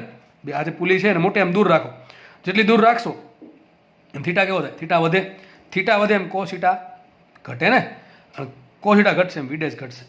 આ જે પુલી છે જેટલી દૂર હશે એમ વધારે ફાયદો થશે. જો ઉપર લઈ જાઓ ફટાફટ હોય તો, અને ધીમે ધીમે ઉપર લઈ જાવ હોય તો નજીક રાખો જો આમ થશે, આમ આ રીતે આટલો જ ખૂણો બનશે અહીંયા. અને દૂર રાખશો તો આવું કંઈક થશે ને, તો ખૂણો જો મોટો બન્યો, એ ખૂણો નાનો બને, એ મોટો ખૂણો બને છે, બરાબર. થીટા જેમ વધારે એમ કોસ થીટા નાનું, અને કોસ થીટા નાનું દેટ મીન્સ છેદ નાનો એમ વેગ વધારે. તો બધી વસ્તુ વિચારવી પડે થોડી ધીમે, બરાબર છે. તો બહુ એકદમ સોલિડ દાખલો હતો, અને ક્વેશ્ચનનો આન્સર તમને આવી ગયો. શું આવી ગયો? વિડેશ બરાબર વીના છેદમાં કોસ થીટા, અથવા V dash is equal to sec theta into V. Next question તરફ આગળ વધીએ. નેક્સ્ટ ક્વેશ્ચનની રકમ વાંચીએ આપણે. દાખલો આઈએમપી પહેલાં જ કહી દઉં છું, થોડી ગણતરી આવશે પણ દાખલો ઘણો આઈએમપી છે. જો ચલો શું કહે છે? સ્મોલ એમ દળવાળો પદાર્થ આપણે દેખાય છે, સ્મોલ એમ દળવાળો પદાર્થ છે, મ્યુ ઘર્ષણાંક ધરાવતી સપાટી પર. જો સપાટી કેવી ઘર્ષણવાળી છે, ઘર્ષણાંક ધરાવતી સપાટી પર સ્થિર પડેલો છે, ઓકે. તેને સમસીધી સાથે થીટા ખૂણે એફ જેટલા ન્યૂનતમ બળથી ખેંચવામાં આવે છે. આ શબ્દ જરૂરી ખેંચવામાં આવે તો પદાર્થની ગતિ શરૂ થાય તે માટે, પદાર્થની હજી સ્થિર છે અને ગતિ શરૂ થાય તે માટે મિનિમમ બળ કેટલું આપવું પડે? આ બળ માટે થીટા મેળવો કે જેથી બળ ન્યૂનતમ બને. બધા આન્સર મ્યુ સ્વરૂપે લાવવા. ઓહો, એ કન્ડિશન આપી છે રકમમાં, તમને બધા આન્સર છે ને મ્યુ સ્વરૂપે આપ્યા છે. દાખલો એકદમ સોલિડ દાખલો. ચલો શું કહે છે સમજો તો. દાખલો એમ કહે છે બ્લોક પડ્યો છે, એ બ્લોકને આપણે ખેંચવાનો છે. કેટલા બળથી ખેંચવાનો છે? ગતિ શરૂ કરીએ એટલો જ, બહુ વધારે નહીં, વધારે બળ કરવાની જરૂર છે નહીં. બળ ક્યાં કરો? મહેનત કરવાનો. તો આપણે ખેંચવાનો છે. કેટલા બળથી ખેંચવાનો છે? ન્યૂનતમ બળથી, કે જેથી ગતિ શરૂ થાય. કોઈ બી રીતે આને ગતિ શરૂ કરાવવાની છે, અને તમારે બળે શોધવાનું છે ને ખૂણો શોધવાનો છે. આ થીટા તમને રકમમાં નથી આપ્યો. શું કીધું છે? થીટા મેળવો કે જેથી બળ ન્યૂનતમ બને. તમારે આ બળ કયા ખૂણે લગાવવો જોઈએ કે જેથી પદાર્થ છે એ ઓછા બળથી ખેંચાઈ જાય, એ પણ તમારે શોધવાનું છે. તો આપણા માટે બે ક્વેશ્ચન છે. એક તો એફ મિનિમમ કેટલું, what is the value for f minimum, and what is the value for theta. બે ક્વેશ્ચન આપણામાં છે. શું કરવું જોઈએ વિચારો? શું કરવું જોઈએ? What should we do next? શું કરવું જોઈએ આમાં? શું લાગે તમને? મનમાં આન્સર આવો કે આવો જોઈએ? એક રીત તો એટલી સાવી જોઈએ કે સર આમાં આ વસ્તુ કરી શકાય. અરે દોસ્ત, આમાં એક જ વસ્તુ કરવાની, FBD. આ ટાઈપના દાખલામાં ખબર પડી જાય, FBD થી જ દાખલા સોલ્વ થાય. દોરીએ સાઈડમાં, ચલો FBD આપણે શું વાંધો છે? આવું કંઈક છે. જુઓ, પહેલાં ઘડીક એપને ઘડીક સાઈડમાં રાખીએ. પહેલાં નોર્મલ કેવા બળ લાગે? તો નીચે બળ લાગે mg, એ તો ખબર પડે તો નીચે mg બળ લાગશે. ઉપર બીજું કયું બળ લાગે? લંબ બળ n લાગે, ઓકે. આપણે એને બળ આ દિશામાં લગાડીએ, ત્રાસી દિશામાં, બરોબર છે. તો ગતિ ઓબ્વિયસલી ક્યાં કરશે? આ બાજુ કરે કે આ બાજુ કરે? અરે સીધી વાત છે, આ બાજુ ગતિ કરશે. તો ઘર્ષણ બળ ક્યાં લાગશે? જ્યારે પણ બળ લાગશે, બરાબર છે, ધીમે ધીમે બળ વધારશું, એક સમય એવો આવશે પદાર્થ ગતિ કરવાની શરૂઆત કરશે, ત્યારે ગતિ આ બાજુ જ થશે. તો પદાર્થ પર ઘર્ષણ બળ આ બાજુ લાગશે, તો ઘર્ષણ બળ લાગશે આ બાજુ નીચે. આ રીતે લાગ્યું ઘર્ષણ બળ F. અને એ કયું હશે? FS મેક્સિમમ છે. કેમ FS મેક્સિમમ છે? કારણ કે આપણે પદાર્થને ગતિ શરૂ કરે એટલું તો મિનિમમ બળ આપવાનું છે, અને ગતિ જ્યારે શરૂ કરવાની અણી પર હોય ત્યારે જે ઘર્ષણ બળ લાગે એને કહેવાય FS મેક્સિમમ. તો આપણે લાગશે FS મેક્સિમમ. આટલી ખબર પડી ગઈ. હજી એક બળ લાગે, આમાં કયું બળ લાગે? જે મેન બળ તો બાકી છે, કંઈ નહીં, લગાડી દઈએ આપણે. ધારો કે F આ પ્રમાણે લાગે. થીટા આપણને ખબર નથી, ધારી લઈએ થીટા, ખૂણો થીટા છે. તો હવે આ શું કરશું? આનો સોલ્વ થાય ડાયરેક્ટલી? આ ડાયરેક્ટલી સોલ્વ ન થાય, કંઈક ત્રાસું હોય ને સીધું કરવું પડે. ત્રાસું કોણ છે આમાં? mg FS maximum n. એકે ત્રાસા નથી, બધા સીધા છે. ત્રાસું કોણ છે? Capital F. કેપિટલ F ને સીધા કરી દે, કાંઈ વાંધો નહીં, ઘટક પાડી દઈએ. આ ઘટક શું આવશે? F cos θ. શું આવશે આ ઘટક? F cos θ. આ ઘટક કયો આવશે? આ ઘટક ઉપર તરફ આવશે F sin θ. વાત થઈ ગઈ પૂરી. આટલું આવડે. હવે શું કરવાનું છે? પહેલાં આપણે ધારી લેવાનું છે કે આપણે હવે વિચારો તમે, ગતિ કોણ કરાવશે આમાં? F કરાવે કે F cos θ કરાવે? F cos θ કરાવશે ગતિ. અને આ કેટલું આપવાનું છે? આ મિનિમમ આપવાનું છે, જેથી ગતિ કરવાની અણી શરૂ કરે. ગતિ કરવાની જસ્ટ શરૂઆત કરે એટલું જ બળ આપવાનું છે, વધારે આપવાનું નથી, વધારે ડોટ ડાઈવ થવાનું નથી. તો આપણે પહેલાં માનશું કે જ્યારે ગતિ કરવાની અણી પર છે ત્યારે શું થાય? ગતિ કરવાની અણી પર મતલબ શું થાય? થોડું કે બહારથી બળ વધાર્યું તો પદાર્થ ગતિ કરવા માંડશે, પણ એની થોડુંક ઓછું બળ લગાડ્યું, મતલબ કે ગતિ કરવાની અણી પર હોય ત્યારે પદાર્થ સ્થિર જ હોય, પણ ત્યારે જે ઘર્ષણ બળ લાગશે એ શું હશે? FS maximum. અને ત્યારે બળ કેવું લાગતું હશે? F cos θ. અને ત્યારે આવી સરખા થાય. જો હજી ગતિ નથી કરી, ગતિ ક્યારે કરશે? બળ F cos θ થી થોડુંક વધશે તો, એટલે કે બળ છે એ FS મેક્સિમમથી થોડુંક વધારે આપો ત્યારે ગતિ કરે. આપણે પહેલાં કામ કરીએ, ગતિ કરવાની અણી પર છે એ કન્ડિશનમાં કેટલું બળ આપવું પડે એ શોધી નાખીએ, ઓકે. તો અત્યારે બધા સ્થિર છે, આપણે એવું માને છે પદાર્થ સ્થિર છે અને પદાર્થ ગતિ કરવાની અણી પર છે, ગતિ નથી કરતો પણ અણી પર છે. અણી પર એટલે એટલા માટે કહું છું આની કિંમત થોડીક વધારશો તો ગતિ કરવા માટે, એટલે પદાર્થ સ્થિર છે. અને સ્થિર પદાર્થ માટે શું હોય, ઉપર નીચેના બળ સરખા હોય ને ડાબી બાજુ અને જમણી બાજુના બળ સરખા હોય તો સરખાઈ દો. ચલો પહેલાં આપણે આને સરખાવીએ. ઉપર કેટલું બળ છે કુલ n plus F sine theta, લખીએ અહીંયા n plus F sine theta. ઉપરના બળ બરાબર નીચેના બળ mg, આવી ગયું mg. ઓકે, આટલી ખબર પડી ગઈ. પછી બીજું બળ કયું છે, fs મેક્સિમમ બરાબર f cos થીટા, લખ્યું બે પણ fs મેક્સિમમ બરાબર આવશે f cos થીટા. વાત થઈ ગઈ પૂરી. રકમમાં તમને કોઈ દિવસ fs મેક્સિમમ નહીં આપ્યો, કારણ આપણને ખબર છે fs મેક્સિમમ બરાબર શું થાય, fx મેક્સિમમ બરાબર હોય μs ઇન્ટુ n. શું હોય, μs ઇન્ટુ n. હવે n તો ક્યાં અહીંયા છે ને, n ને કરતાં બનાવવા પડશે. આપણે કામ કરીએ આમાંથી n ને કરતાં બનાવો તો લખાય શું અહીંયા, n બરાબર લખાશે mg minus f sine theta. શું લખાય, n બરાબર mg minus f sine theta. મુખ્ય કિંમત માટે fs મેક્સિમમ બરાબર શું આવશે, fx મેક્સિમમ બરાબર આવશે મ્યુ એમને રાખો, અહીં મ્યુ આપ્યો તો મ્યુ લેવાનું, મ્યુએસ આપ્યો તો મ્યુએસ લેવાનું. આપણે મ્યુ રાખીએ, મ્યુ ઇન્ટુ n શું આવશે અહીંયા, mg minus f sine theta. આ મળી ગયું મને fs મેક્સિમમ, જેની કિંમત હું અહીંયા મૂકી દઈશ. બરાબર, તો મને મળી ગયું એક સમીકરણ. શું સમીકરણ મળશે, fs મેક્સિમમ બરાબર આપણે એવું સાબિત કર્યું f cos થીટા. તો મુખ્ય કિંમત આપણે જે સમીકરણમાંથી લેવાય મ્યુ કાઉન્સમાં mg minus f sine theta બરાબર આવશે f cos થીટા. આપણે શોધવાનું છે કેપિટલ એફ ને થીટા બે શોધવાના છે. તો જે કેપિટલ એફને ભેગા કરવા પડે તો કામ કરીએ, મ્યુ અંદર ગુણી દઈએ બે બાજુ. તો અહીંયા આવશે mu mg minus mu F sign theta બરાબર f cos થીટા. હવે કામ કરો, આ પદ નાખો, આ બાજુ લઈ જાઓ અને એમાંથી f કોમન કાઢીને બધું છેદમાં જાવ તો તમારું સમીકરણ કંઈક આવું બનશે. કેપિટલ એફ બરાબર એક સ્ટેપમાં લખી દઉં છું મ્યુ mg, આ તો આવશે જ તે છેદમાં એક તો આમ ગયું પ્લસ પાછું f કોમન આવ્યું અને અહીંયા આવશે તો શું આવશે, વચ્ચે સરળવા જાવ તો cos theta plus mu sine theta. આટલું બળ લગાડવું પડે. આ તમારો જવાબ. તમને આટલું જ પૂછે કે થીટા ખૂણે બળ લગાડવાનું છે તો આટલો તમારો જવાબ આવી ગયો. બરાબર, જવાબ તમારો આવી ગયો. પણ આપણને હજી થીટા નથી ખબર. આમાં થીટા તમને રકમમાં આપી દે કે થીટા ખૂણે લગાડવાનું છે, થીટા શોધવા નથી, તો તમારો જવાબ આવી ગયો. પણ આપણને તો સાલું એમ પૂછ્યું છે કે બળે શોધો અને આ બળ માટે એવો ખૂણો શોધો કે જ્યાંથી બળ ન્યૂનતમ બને. હજી બળને ન્યૂનતમ બનાવવાનું છે. આ ન્યૂનતમ બનાવવા માટે શું કરવું પડે વિચારો. એના માટે પહેલાં મારે એક અલગ પેજ લેવું પડશે. તો એમાં લખી નાખું બળ કેટલું આવ્યો છેલ્લે, f બરાબર આવ્યું મ્યુ mg છેદમાં cos theta plus mu sine theta. ચલો, આમાં થીટા અચળ નથી એમ કહે છે. આપણે દાખલા પરથી એવું લાગે છે આપણને કે થીટા અચળ છે, નહીં થીટા અચળ નથી. તો હવે કંઈક કરવું પડશે. થીટા પહેલાં શોધવો પડે ને પછી એફ મળશે આપણને. થીટા કઈ રીતે શોધવાનો છે, થીટા એવો શોધવાનો છે કે જેથી એફ મિનિમમ થાય. વિચારો, આમાં થીટા જે છે એની તમારે એવી કિંમત મૂકવાની છે કે બળ ન્યૂનતમ થાય. એ પાછું અઘરું ને, અઘરું થોડું ઇઝી છે. કેમ ખબર પડે વિચારો. થીટા ક્યાં છેદમાં છે કે અંશમાં, છેદમાં છે. ઉપર થીટાનું અંશમાં કંઈ પદ જ નથી. એ તો અચળ થઈ ગયું. મ્યુ અચળ છે, એમ અચળ, જી અચળ છે. જે છે એ છેદમાં છે, જે રમત છે છેદમાં રમત છે. હવે છેદમાં થીટા છે એ થીટાની એવી કિંમત મૂકો કે બળ ન્યૂનતમ થાય. આ જવાબ છે. જવાબ ન્યૂનતમ ક્યારે થાય, જવાબ છે એ ન્યૂનતમ ક્યારે થાય, છેદ વધે તો ઘટે તો, છેદ મહત્તમ હોય તો. લખીએ અહીંયા એફ મિનિમમ થવા માટે છેદ જે છે કયો છેદ, આખો cos theta plus mu sine theta કેવો થવો પડે, મહત્તમ થવો પડે. કેવો થવો પડે, મહત્તમ.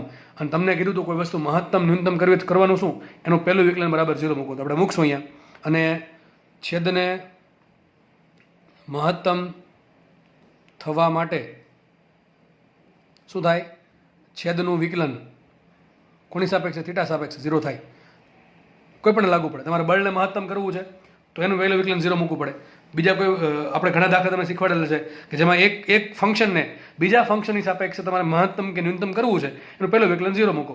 પછી બીજું કન્ડિશન ચેક કરવી પડે, બરાબર છે. બીજું વિકલન જો એનું કરો અને જો ઋણ આવશે તો પહેલું ફંક્શન જે છે એ બીજા ફંક્શન સાપેક્ષે મહત્તમ થશે, જો ધન આવે તો ન્યૂનતમ થશે. આ બધું મેથવાળાનું કામ છે. નીટવાળાને કંઈ જરૂર નથી. આટલું જરૂર છે કે ભાઈ છેદ છે અત્યારે મહત્તમ થવો પડે. તો આપણે મૂક્યાનું છેદનું વિકલન કરીએ શું આવશે, અહીંયા d/d થીટા અને અહીંયા છેદ શું છે, અહીંયા cos theta plus mu sine theta. આના બરાબર મૂકીએ 0. ઓકે, 0 મૂકીએ શું, ચલો કોસનું વિકલન minus sine theta plus mu એમને રાખીએ. સાઇન થીટાનું વિકલન થાય કોસ થીટા બરાબર 0 એમને રાખીએ. તો સાઇનને આ બાજુ જાવ ને કોસ છેદમાં જાવ તો સાબિત સુધી ગયું. એક મસ્ત આન્સર આવ્યો. શું આવ્યું, મ્યુ બરાબર tan થીટા. તો તમારે માટે થીટા બરાબર શું આવશે, tan ઇન્વર્સ મ્યુ. તો જે બળ લગાડવું પડશે એ એવી રીતે લગાડવાનું કે થીટા બરાબર tan ઇન્વર્સ મ્યુ થાય. બરાબર, આ આમ કહે છે, જો આમ કહે છે કે તમારા બધા સ્થિર પડ્યો છે એને ખેંચવો છે. કેટલા બળથી ખેંચવાનું છે? એફ મિનિમમથી. કેટલા બળથી ખેંચવાનું છે? એફ મિનિમમથી. કયા ખૂણે? થીટા ખૂણે. આ થીટા તમે એવો લ્યો કે જેથી એની કિંમત કેટલી હોય? tan ઇન્વર્સ મ્યુ જેટલી થાય ત્યારે જ તે બળ મિનિમમ થશે. સૌથી મિનિમમ આ કેસમાં આવે. બરોબર છે? તમારે મિનિમમ બળથી કાર્ય કરવું હોય અને આગળ લઈ જવો ખેંચવું હોય તો તમારે થીટા છે tan ઇન્વર્સ મ્યુ જેટલો હોવો જોઈએ. તો મ્યુ બરાબર tan થીટા હોવો જોઈએ. તમારો આન્સર આવી ગયો. તમને ખાલી થીટા પૂછ્યું, થીટા કેટલો હતો? આટલો હોવો જોઈએ. થીટા આટલો હોવો જોઈએ. આટલા થીટા એ બળ કેવું થશે? મિનિમમ, ન્યૂનતમ થશે. હવે આપણે કામ કરીએ, બળ શોધી નાખીએ. જો બળ હજી મળ્યું નથી કારણ કે થીટા આપણને ખબર નહોતો, તો tan થીટા બરાબર શું આવ્યું? tan થીટા બરાબર આવ્યું મ્યુ. હવે આપણે કિંમત કોની મૂકવાની થાય? કોસની અને સાઇનની. તો આવી રીતે તમને શીખવાડી છે દોસ્ત. આ શીખવાડેલું છે, નવું નથી. આ થીટા થાય. આ tan થીટાને શું કહેવાય? સામેની બાજુ છેદમાં કર્ણ, સોરી સામેની બાજુ છેદમાં પાછળની બાજુ ને. પાછળની બાજુ કોઈની વચ્ચે કોણ એક હોય તો લખીએ. આ સામેની બાજુ શું થાય? મ્યુ. પાછળની બાજુ થાય, અરે હા બરાબર છે, સામેની બાજુ થાય મ્યુ, પાછળની બાજુ થાય 1. તો કર્ણ શું બનશે? હવે એને સરવાળો વર્ગનો 1 પ્લસ મ્યુ સ્ક્વેર. તો આ ટ્રાયેંગલ પરથી આપણને ખબર પડી, આપણને ટ્રાયેંગલ દોદો ફરતી થીટા અહીંયા છે, આ પાછળની બાજુ, આ સામેની બાજુ મ્યુ અને કર્ણ થશે 1 પ્લસ મ્યુ સ્ક્વેર. તો આના પરથી tan થીટા શું આવશે? tan થીટા આવશે સામેની બાજુ છેદમાં પાછળની બાજુ, that is mu. Cos theta શું આવે? કોસ થીટા પાછળની બાજુ છેદમાં કર્ણ, તો શું આવશે? 1/√1 પ્લસ મ્યુ સ્ક્વેર. અને સાઇન થીટા શું આવશે? સાઇન થીટા બરાબર સામેની બાજુ છેદમાં કર્ણ, તો મ્યુના છેદમાં √1 પ્લસ મ્યુ સ્ક્વેર આવશે. હવે કિંમત મૂકી એફની. ચલો એફ બરાબર શું આવશે? એફ બરાબર આવશે મ્યુ mg છેદમાં cos theta plus mu sine theta. આપણે આ આન્સર ચાલે નહીં. કેમ? રકમમાં તમને થીટા આપ્યો નથી, આપણે થીટા શોધવો પડ્યો. થીટા કેટલો આવ્યો? મ્યુ બરાબર tan થીટા આવ્યો, તો થીટા બરાબર આવ્યો tan ઇન્વર્સ મ્યુ. ઓકે, મૂકીએ કિંમત માટે. એફ બરાબર આ મ્યુ mg એમને રાખો છેદમાં કોસ થીટા બરાબર મૂકી દઈએ 1/√1 plus mu square plus mu એમને, અને સાઇન થીટા બરાબર મૂકી દઈએ મ્યુના છેદમાં √1 પ્લસ મ્યુ સ્ક્વેર. થાય કે નહીં થાય? આ મ્યુ એમને રાખ્યો, આ મ્યુ એમને રાખ્યો, અને સાઇન બરાબર શું મૂક્યું? મ્યુના છેદમાં √1 પ્લસ મ્યુ સ્ક્વેર. હવે આ છેદ બેનો હરકો ક્યાં જશે? ઉપર. તો લખાશે માટે એફ બરાબર mu mg into √1 plus mu square, અને છેદમાં શું આવશે? 1 પ્લસ મ્યુ સ્ક્વેર. આવ્યું કે નહીં? 1 પ્લસ મ્યુ સ્ક્વેર. ઉપર √1 પ્લસ મ્યુ સ્ક્વેર છે, નીચે 1 પ્લસ મ્યુ સ્ક્વેર છે. દેટ મીન્સ હજી નીચે √ વધે, તો તમારો ફાઇનલ આન્સર આવશે F is equal two mu mg ના છેદમાં √1 પ્લસ મ્યુ સ્ક્વેર. આ દાખલો અહીંયા પૂરો થાય છે. તો તમારે આટલા મિનિમમ બળથી પદાર્થને થીટા ખૂણે ખેંચવો પડે. થીટા ખૂણે એટલે કયો ખૂણો? મ્યુ બરાબર tan થીટા થાય એ પ્રમાણે થીટા બરાબર tan ઇન્વર્સ માઇનસ મ્યુ મળે એવા ખૂણે તમે આટલું બળ આપશો. આ ખૂણે થીટા બરાબર શું આવશે? અહીંયા tan થીટા બરાબર મ્યુ થાય એ પ્રમાણે ખૂણો મળે. એ રીતે તમે જો આટલું મિનિમમ બળ આપશો તો પદાર્થ ગતિ કરવા મળશે. કેટલું બળ આપવું પડે? Mu mg divided by √1 plus mu square. તમે રકમમાં કંઈક કીધું હતું, જો શું કીધું જુઓ તો. બધા આન્સર મ્યુ સ્વરૂપે લાવવા, બધા આન્સર લાવવા. થીટા શેમાં લેવા? થીટા આપણે મ્યુમાં લેવા, અને એફ પણ શેમાં લેવા? મ્યુમાં લેવા. જો આમાં બીજું કંઈ છે જ નહીં, આમાં ખાલી એમ છે ને જી છે. એમ તો હોય કે ન હોય? એમ તો દળ આપ્યું, તમને રકમ આપેલું છે, અને જી તો સર્વત્ર કહેવાય, બધી જગ્યાએ હોઈ શકે. દાખલો પૂરો થાય છે. દાખલો એકદમ સોલિડ દાખલો છે, બરાબર છે. બહુ મસ્ત કોન્સેપ્ટ છે. એમાં ઘણા બધા કોન્સેપ્ટ આવ્યા એક દાખલામાં. આગળ વધીએ તો નેક્સ્ટ આપણે એક થિયરી ભણવાની છે, નિર્દેશ ફ્રેમ. બરાબર છે, નિર્દેશ ફ્રેમ. તો નિર્દેશ ફ્રેમ કોને કહેવાય? તો અવલોકનકાર જે સ્થળેથી અને જે પરિસ્થિતિમાંથી ગતિનું અવલોકન કરે તેને નિર્દેશ ફ્રેમ કહેવાય. બરાબર છે. માનો કે તમે કોઈ જગ્યાએ બેઠા બેઠા નિર્દેશ શું કહેવાય ગતિનું અવલોકન કરો છો, બસ જાય છે, બસ જુઓ છો, તો બસ માટે જે તમારી નિર્દેશ ફ્રેમ છે એ તમે એક નિર્દેશ ફ્રેમમાં છો એમ કહી શકાય. અને તમારી નિર્દેશ ફ્રેમ સ્થિર છે, બરાબર. અને કોની ગતિનું અવલોકન થાય છે? કે બીજી વસ્તુનું. તો વસ્તુ જ્યારે કોઈ અવલોકનકાર એટલે ગતિનું જે અવલોકન કરે છે એ વ્યક્તિ, અવલોકનકાર જે સ્થળેથી અને જે પરિસ્થિતિમાંથી ગતિનું અવલોકન કરે છે એ સ્થળ પ્લસ પરિસ્થિતિને નિર્દેશ ફ્રેમ કહેવાય. બરાબર છે. માનો કે તમારી સાપેક્ષે બસ છે એ ચાલે છે, પણ માનો કે બાજુમાં એક બીજી બસ છે અને બંને બસ છે એક જ દિશામાં સમાન વ્યક્તિ જાય છે, તો એવું કદાચ લાગી શકે કે બસ છે એ બે બસ ઊભી જ છે, અથવા બે બસ છે એ ચાલતી નથી. સામસામેના વ્યક્તિને એવું લાગી શકે. એક બસમાંથી બીજા બસમાં જો આવું ઘણી વખત છે ને સ્ટેશન પર થાય, રેલવે સ્ટેશન પર થાય કે જ્યારે બે ટ્રેન હોય, બરાબર છે, અને બે ટ્રેનમાંથી બે ટ્રેન એક જ દિશામાં સરખા જ વ્યક્તિ ગતિ કરતી હોય ને તો એમ લાગે કે બે ટ્રેન ઊભી છે, બરાબર, એવું લાગે આપણને. પણ જેવું તમે રસ્તામાં જોશો એટલે એમ લાગે ભાઈ ટ્રેન તો ચાલે છે. આ નિર્દેશ પ્રેમ છે. ગતિ કેવો ખ્યાલ છે? સાપેક્ષ ખ્યાલ છે. ગતિ સાપેક્ષ ખ્યાલ છે. તમારી સાપેક્ષે કોઈ વસ્તુ ગતિમાં હોય એ જ વસ્તુ બીજી વસ્તુ સાપેક્ષે ગતિ કદાચ ગતિમાં ના પણ હોય, બરાબર. જેમ કે આપણે પૃથ્વી પર છીએ અને પૃથ્વી પર હું એક તમે બધા આપણે પૃથ્વી પર જ છીએ. પૃથ્વી પોતાની ધરીની આસપાસ ભ્રમણ કરે છે, એટલે ટૂંકમાં આપણે બધા ફરીએ છીએ. અવકાશમાં આપણે ચંદ્ર પર હોઈએ અથવા સ્પેસ શટલમાંથી જોઈએ તો પૃથ્વી પરનો દરેક પદાર્થ ભ્રમણ કરે છે, પણ આપણને એવું લાગતું નથી કે આપણે બધા એમ લાગે કે આપણે જે જગ્યાએ છીએ એ જગ્યાએ ફિક્સ રહીએ છીએ. તો આ બધી વસ્તુ નિર્દેશ ફ્રેમ આધારિત છે. તો ગતિ છે એ સાપેક્ષ ખ્યાલ છે. સાપેક્ષ ખ્યાલ દેટ મીન્સ કે નિર્દેશ ફ્રેમ પર ડિપેન્ડ કરે. ટૂંકમાં જે વ્યક્તિ ગતિનું અવલોકન કરે છે એ કઈ જગ્યાએથી અને કઈ પરિસ્થિતિમાં ગતિનું અવલોકન કરે તેને નિર્દેશ ફ્રેમ કહેવાય. ચલો, નિર્દેશ ફ્રેમના બે પ્રકાર છે, ઝડપીય નિર્દેશ ફ્રેમ અને અઝડપીય નિર્દેશ ફ્રેમ. જો આમાંથી કદાચ પ્રશ્ન પૂછવાનો ચાન્સ ઓછા છે, પણ આપણે મેં તમને કીધું પ્રમાણે કોઈ રિસ્ક લેવા થતું નથી, ખાસ નીટવાળા લોકો, બરાબર છે. થિયોરિટિકલ ક્વેશ્ચન પૂછાય તો અહીંથી કદાચ પ્રશ્ન પૂછાઈ શકે, હજી સુધી પૂછાણો નથી. તો નિર્દેશ ફ્રેમના બે પ્રકાર છે, એક છે અઝડપીય અને એક છે ઝડપીય. ઝડપીય એટલે કે ન્યૂટનના ગતિના પહેલા નિયમને આધારિત. તમને યાદ હોય તો ન્યૂટનનો ગતિનો પહેલો નિયમ શું કહેતો હતો? જ્યાં સુધી પદાર્થ પર કોઈ પરિણામી બાહ્ય બળ ન લાગે ત્યાં સુધી પદાર્થ છે પોતાની ગતિની અવસ્થા જાળવી રાખે છે. જો એ સ્થિર હોય તો સ્થિર રહેવાનો પ્રયત્ન કરશે, અને જો એ ગતિમાં હોય તો ગતિમાં રહેવાનો પ્રયત્ન કરશે. અને આ વસ્તુને આપણે એક નામ આપ્યું હતું ઝડત્વ. તો ઝડપીય નિર્દેશ ફ્રેમને એક બીજી છે અઝડપીય નિર્દેશ ફ્રેમ. પહેલાં આપણે આનો સમજી લઈએ. ઝડપીય નિર્દેશ ફ્રેમ કોને કહેવાય? જે નિર્દેશ ફ્રેમ અચળ વેગ ધરાવતી હોય અથવા શૂન્ય વેગ ધરાવતી હોય. જે નિર્દેશ ફ્રેમ અચળ વેગ ધરાવતી હોય અથવા શૂન્ય વેગ એટલે કે સ્થિર નિર્દેશ ફ્રેમ, તો આવી નિર્દેશ ફ્રેમને ઝડપીય નિર્દેશ ફ્રેમ કહેવાય છે.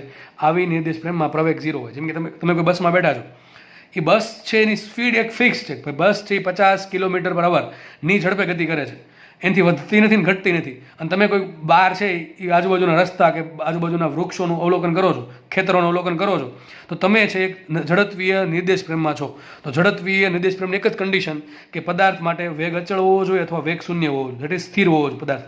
તો એના માટે પ્રવેગ કેવો થાય? 0 થાય, બરાબર છે ને. આવી નિર્દેશ ફ્રેમમાં Newton's first law of motion, ન્યૂટનના ગતિના પ્રથમ નિયમ જળવાય છે. આ કેમ આવું તમને ખબર, હમણાં તમને સમજાવું છું, બરાબર છે. તો ઝડપીય નિર્દેશ ફ્રેમ સિમ્પલ એવી નિર્દેશ ફ્રેમ કે જેમાં વેગ અચળ રહેતો હોય અથવા વેગ શૂન્ય રહેતો હોય અથવા પદાર્થ સ્થિર હોય. તો ઝડપીય નિર્દેશ ફ્રેમની કન્ડિશન શું? વેગ 0 હોય અથવા વેગ અચળ હોય અથવા પ્રવેગ 0 હોય. ઓકે, નેક્સ્ટ આપણે ભણવાની છે આ અઝડપીય નિર્દેશ ફ્રેમ. તો પદાર્થની પ્રવેગી અથવા પ્રતિપ્રવેગી ગતિના કારણે અઝડપીય નિર્દેશ ફ્રેમ બને છે. આ શું કહે છે જુઓ, હું તમને એક એક્ઝામ્પલ આપીને સમજાવું કે મેં તમને હમણાં કીધું ભાઈ બસ છે, તમે કોઈ બસમાં બેઠા છો અને બસ છે એ અચળ ઝડપથી ચાલે છે અથવા ઊભી છે, તો કઈ નિર્દેશ ફ્રેમમાં આવશે? ઝડપીય. માનો કે બસ છે એ ઊભી થઈ, બરાબર, બસ છે ઊભી થઈ, અચાનક છે પેલો ડ્રાઈવર આવીને સીધું એને ધારો કે 20ની સ્પીડે મૂકી દીધી, એક્સલેટર પર પગ દબાવી દીધો, એટલે તમને ખબર છે શું થાય હતી. શું તમારું શરીર છે, શરીર એ આગળ જાય કે પાછળ જાય? શું લાગે તમને? તમે બસમાં બેઠા હતા, સ્થિર બેઠા હતા, બરાબર છે, આજુબાજુનો નજારો નિહાળી રહ્યા હતા, અચાનક પેલો ડ્રાઈવર આવે ને તમને કંઈક ખબર ન રહી, મશગુલ થઈ ગયા હતા આજુબાજુમાં કંઈક વસ્તુ જોવામાં, અને અચાનક પેલો ડ્રાઈવર આવીને એક્સલેટર દબાઈ દે છે, બરાબર. તો તમે કઈ બાજુ જશો? આગળ જશો કે પાછળ જશો? ડ્રાઈવરની જે ગતિની દિશા છે એમાં જશો કે પાછળ જશો? ઓબ્વિયસલી વાત છે આપણે આગળ જઈએ છીએ. કઈ બાજુ જઈએ છીએ? આપણે આગળ જઈએ છીએ. તો શું આ નિર્દેશ પણ અચળ વેગી કહેવાય? ના, અચળ વેગી નથી, કારણ કે એમાં વેગનો વધારો થયો. પહેલાં વેગ 0 હતો, અચાનક એક્સલેટર દબાવ્યું, બરાબર છે, લીવર દબાવ્યું ડ્રાઈવરે, એટલા માટે સીધો વેગ આવ્યો. તો આ થઈ ગઈ પ્રવેગ. પ્રવેગના કારણે કંઈક ધક્કો લાગ્યો, પ્રવેગના કારણે આપણા શરીરને કંઈક ધક્કો લાગે છે અને એ ધક્કાના કારણે આપણે આગળ જઈએ, આપણું શરીર છે આગળ ઓટોમેટિક ગયું. શું કોઈ પાછળથી ધક્કો માર્યો તમને? ના, કોઈ ધક્કો નથી માર્યો. તો આપણે પાડી દઈએ ને ભાઈ પાછળથી ધક્કો મારે એમ તો, બરાબર. તો ધક્કો તો કોઈ માર્યો નથી. તો કંઈક આભાસી બળ લાગ્યું. કેવું બળ લાગ્યું? આભાસી બળ. આભાસી બળ કંઈક એવું લાગ્યું કે જે આપણને આપણી સ્થિર અવસ્થામાંથી વિચલિત કરવા ઈચ્છતું હતું, ચાહત ધરાવતું હતું. તો એ જે આભાસી બળ લાગે છે એવી નિર્દેશ ફ્રેમને કહેવાય અઝડપીય નિર્દેશ ફ્રેમ. તો આ ઝડપીય નિર્દેશ ફ્રેમ ક્યારે બને? જ્યારે પ્રવેગી ગતિ હોય કે પ્રતિપ્રવેગી હોય. મેં તમને પ્રવેગીનું એક્ઝામ્પલ આપું, ચલો પ્રતિપ્રવેગીનું આપું. માનો કે તમારી બસ છે એ 50 કિલોમીટર/અવરની ફિક્સ ઝડપથી ગતિ કરે છે સીધા રસ્તા પર, કોઈ રસ્તા પર કોઈ પણ પ્રકારનું ઓબ્સ્ટેકલ્સ કે રેઝિસ્ટન્સ આવતો નથી, કોઈ પણ પ્રકારનો અવરોધ આવતો નથી, ધીમે ધીમે આગળ જતી હતી. અચાનક માનો કે વચ્ચે કંઈક એનિમલ આવી ગયું અને ડ્રાઈવરને અચાનક બ્રેક મારવાની થઈ, બરાબર છે, ડ્રાઈવરને અચાનક બ્રેક મારવાની થઈ, તો આપણું શરીર કે બાજુ જાય? આગળ જાય, પાછળ જાય? આગળ જાય. એક બીજી એક વાત મેં તમને હમણાં કીધું હતું પેલું કે ભાઈ તમે સ્થિર બેઠા છો અને અચાનક ડ્રાઈવર ગાડી સ્ટાર્ટ કરીને આગળ ચલાવે, તો આપણું શરીર ક્યાં જાય? આગળ કે પાછળ? પાછળ જાય. મારી ભૂલ થઈ ગઈ ઉતાવળમાં. શું આવશે આન્સર? પાછળ જશે, કારણ કે આપણી અવસ્થા કઈ સ્થિર હતી. બસ શું કરે? ડ્રાઈવર આપણને ટૂંકમાં બસનો ડ્રાઈવર જે છે એ એક્સલેટર દબાવશે એટલે બસ છે એ આગળ જવાનો પ્રયત્ન કર્યો, પણ આપણું શરીર છે એ સ્થિર રહેવાનો પ્રયત્ન કરે એટલે એ પાછળ જશે. તો આગળના કેસમાં પાછળ જશે, પણ આ કેસમાં કે જેમાં બસ ચાલતી હતી અચાનક બ્રેક લાગી, અચાનક બ્રેક લાગવાથી આપણું શરીર ક્યાં જાય? ઓટોમેટિક આગળ જશે. જો તમે ધક્કો લાગશે, તમે આમ પ્રમાણે બેઠા હતા, સીધા આમ થશે આગળ, બરાબર છે. તો આવું શું કામ થાય છે? શું આ વખતે પાછળ કોઈ ધક્કો માર્યો? કોઈ ધક્કો નથી માર્યો. તો આ થયું બસની પ્રતિપ્રવેગી ગતિના કારણે. તો યાદ રાખો, અઝડત્વીય નિર્દેશ ફ્રેમ ક્યારે ઉત્પન્ન થાય? કે જ્યારે ઝડત્વીય નિર્દેશ ફ્રેમમાં પ્રવેગ આવે કે પ્રતિપ્રવેગ આવે. ટૂંકમાં પ્રવેગી ગતિ હોય કે પ્રતિપ્રવેગી ગતિ જ્યારે ઉત્પન્ન થાય ત્યારે શું લાગે? અઝડત્વીય નિર્દેશ ફ્રેમ લાગે છે.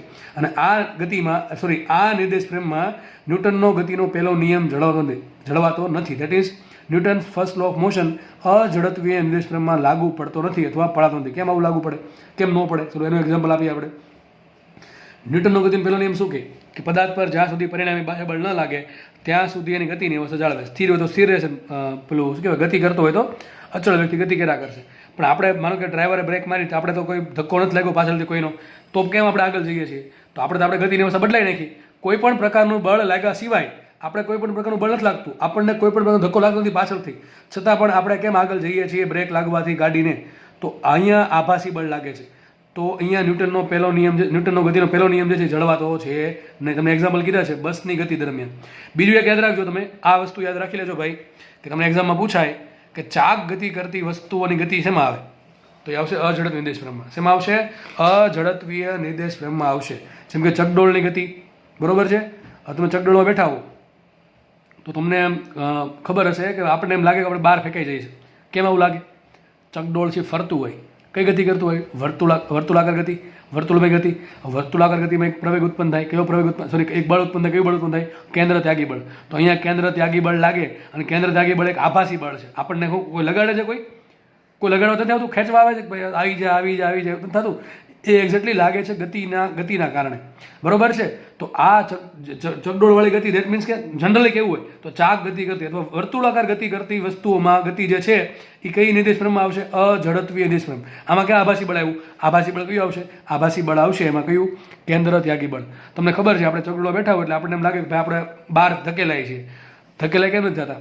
અરે તમે કંઈક વચ્ચે કોઈકની અંદર બેઠા હશો ને, જે પણ પાંજરું બનાવ્યું હોય એની અંદર બેઠા હશો, તો એમાં જે લંબબળ લાગે છે એ અથવા જે સપોર્ટ છે એનો સપોર્ટ ના કારણે આપણે બહાર ફગવાઈ જતા નથી.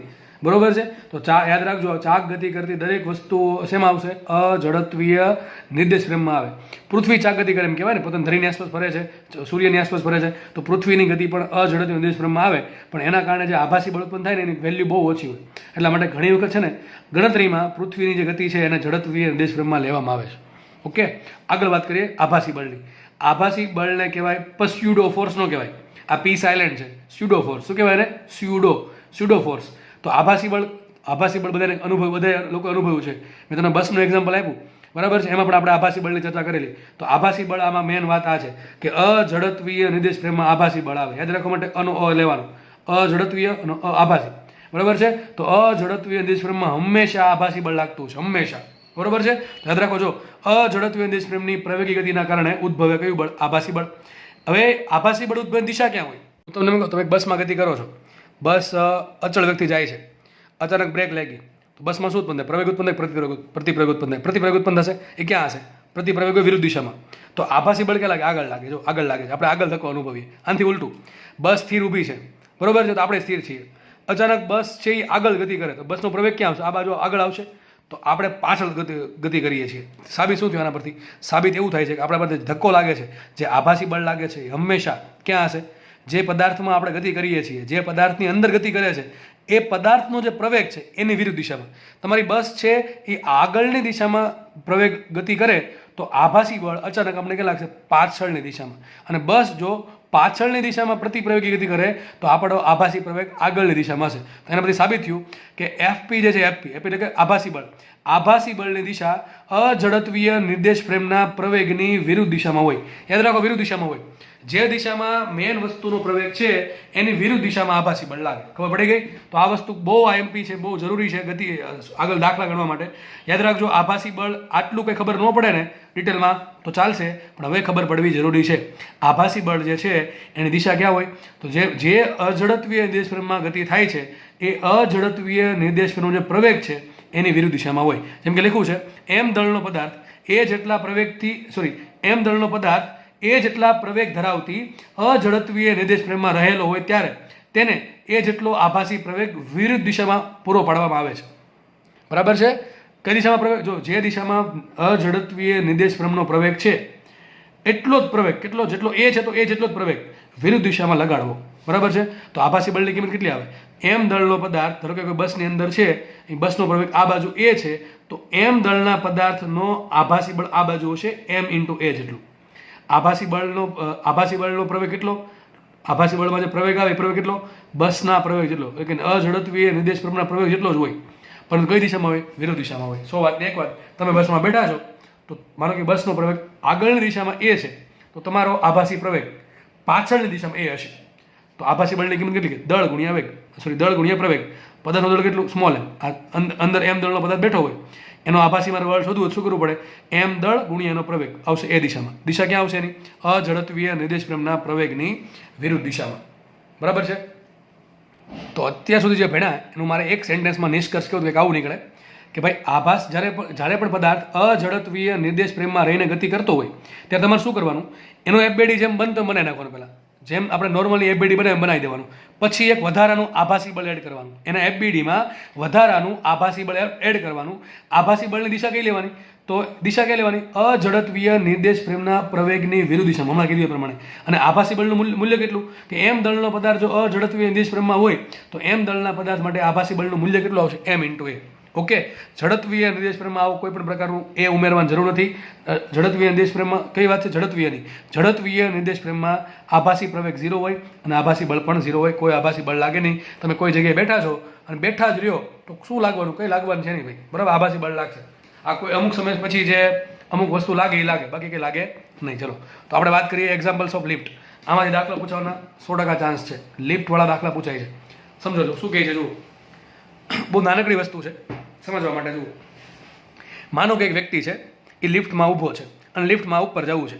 તો ધારો કે લિફ્ટ છે, લિફ્ટ હું આ બોક્સ છે ને, બોક્સ એ લિફ્ટ છે, અંદર એક વ્યક્તિ દોરેલો છે, વ્યક્તિ લિફ્ટની અંદર છે. ધારો કે લિફ્ટ છે, લિફ્ટ એ જેટલા પ્રવેગથી ઉપર ગતિ કરે તો લિફ્ટ ક્યાં ગતિ કરે છે? ઉપર તરફ.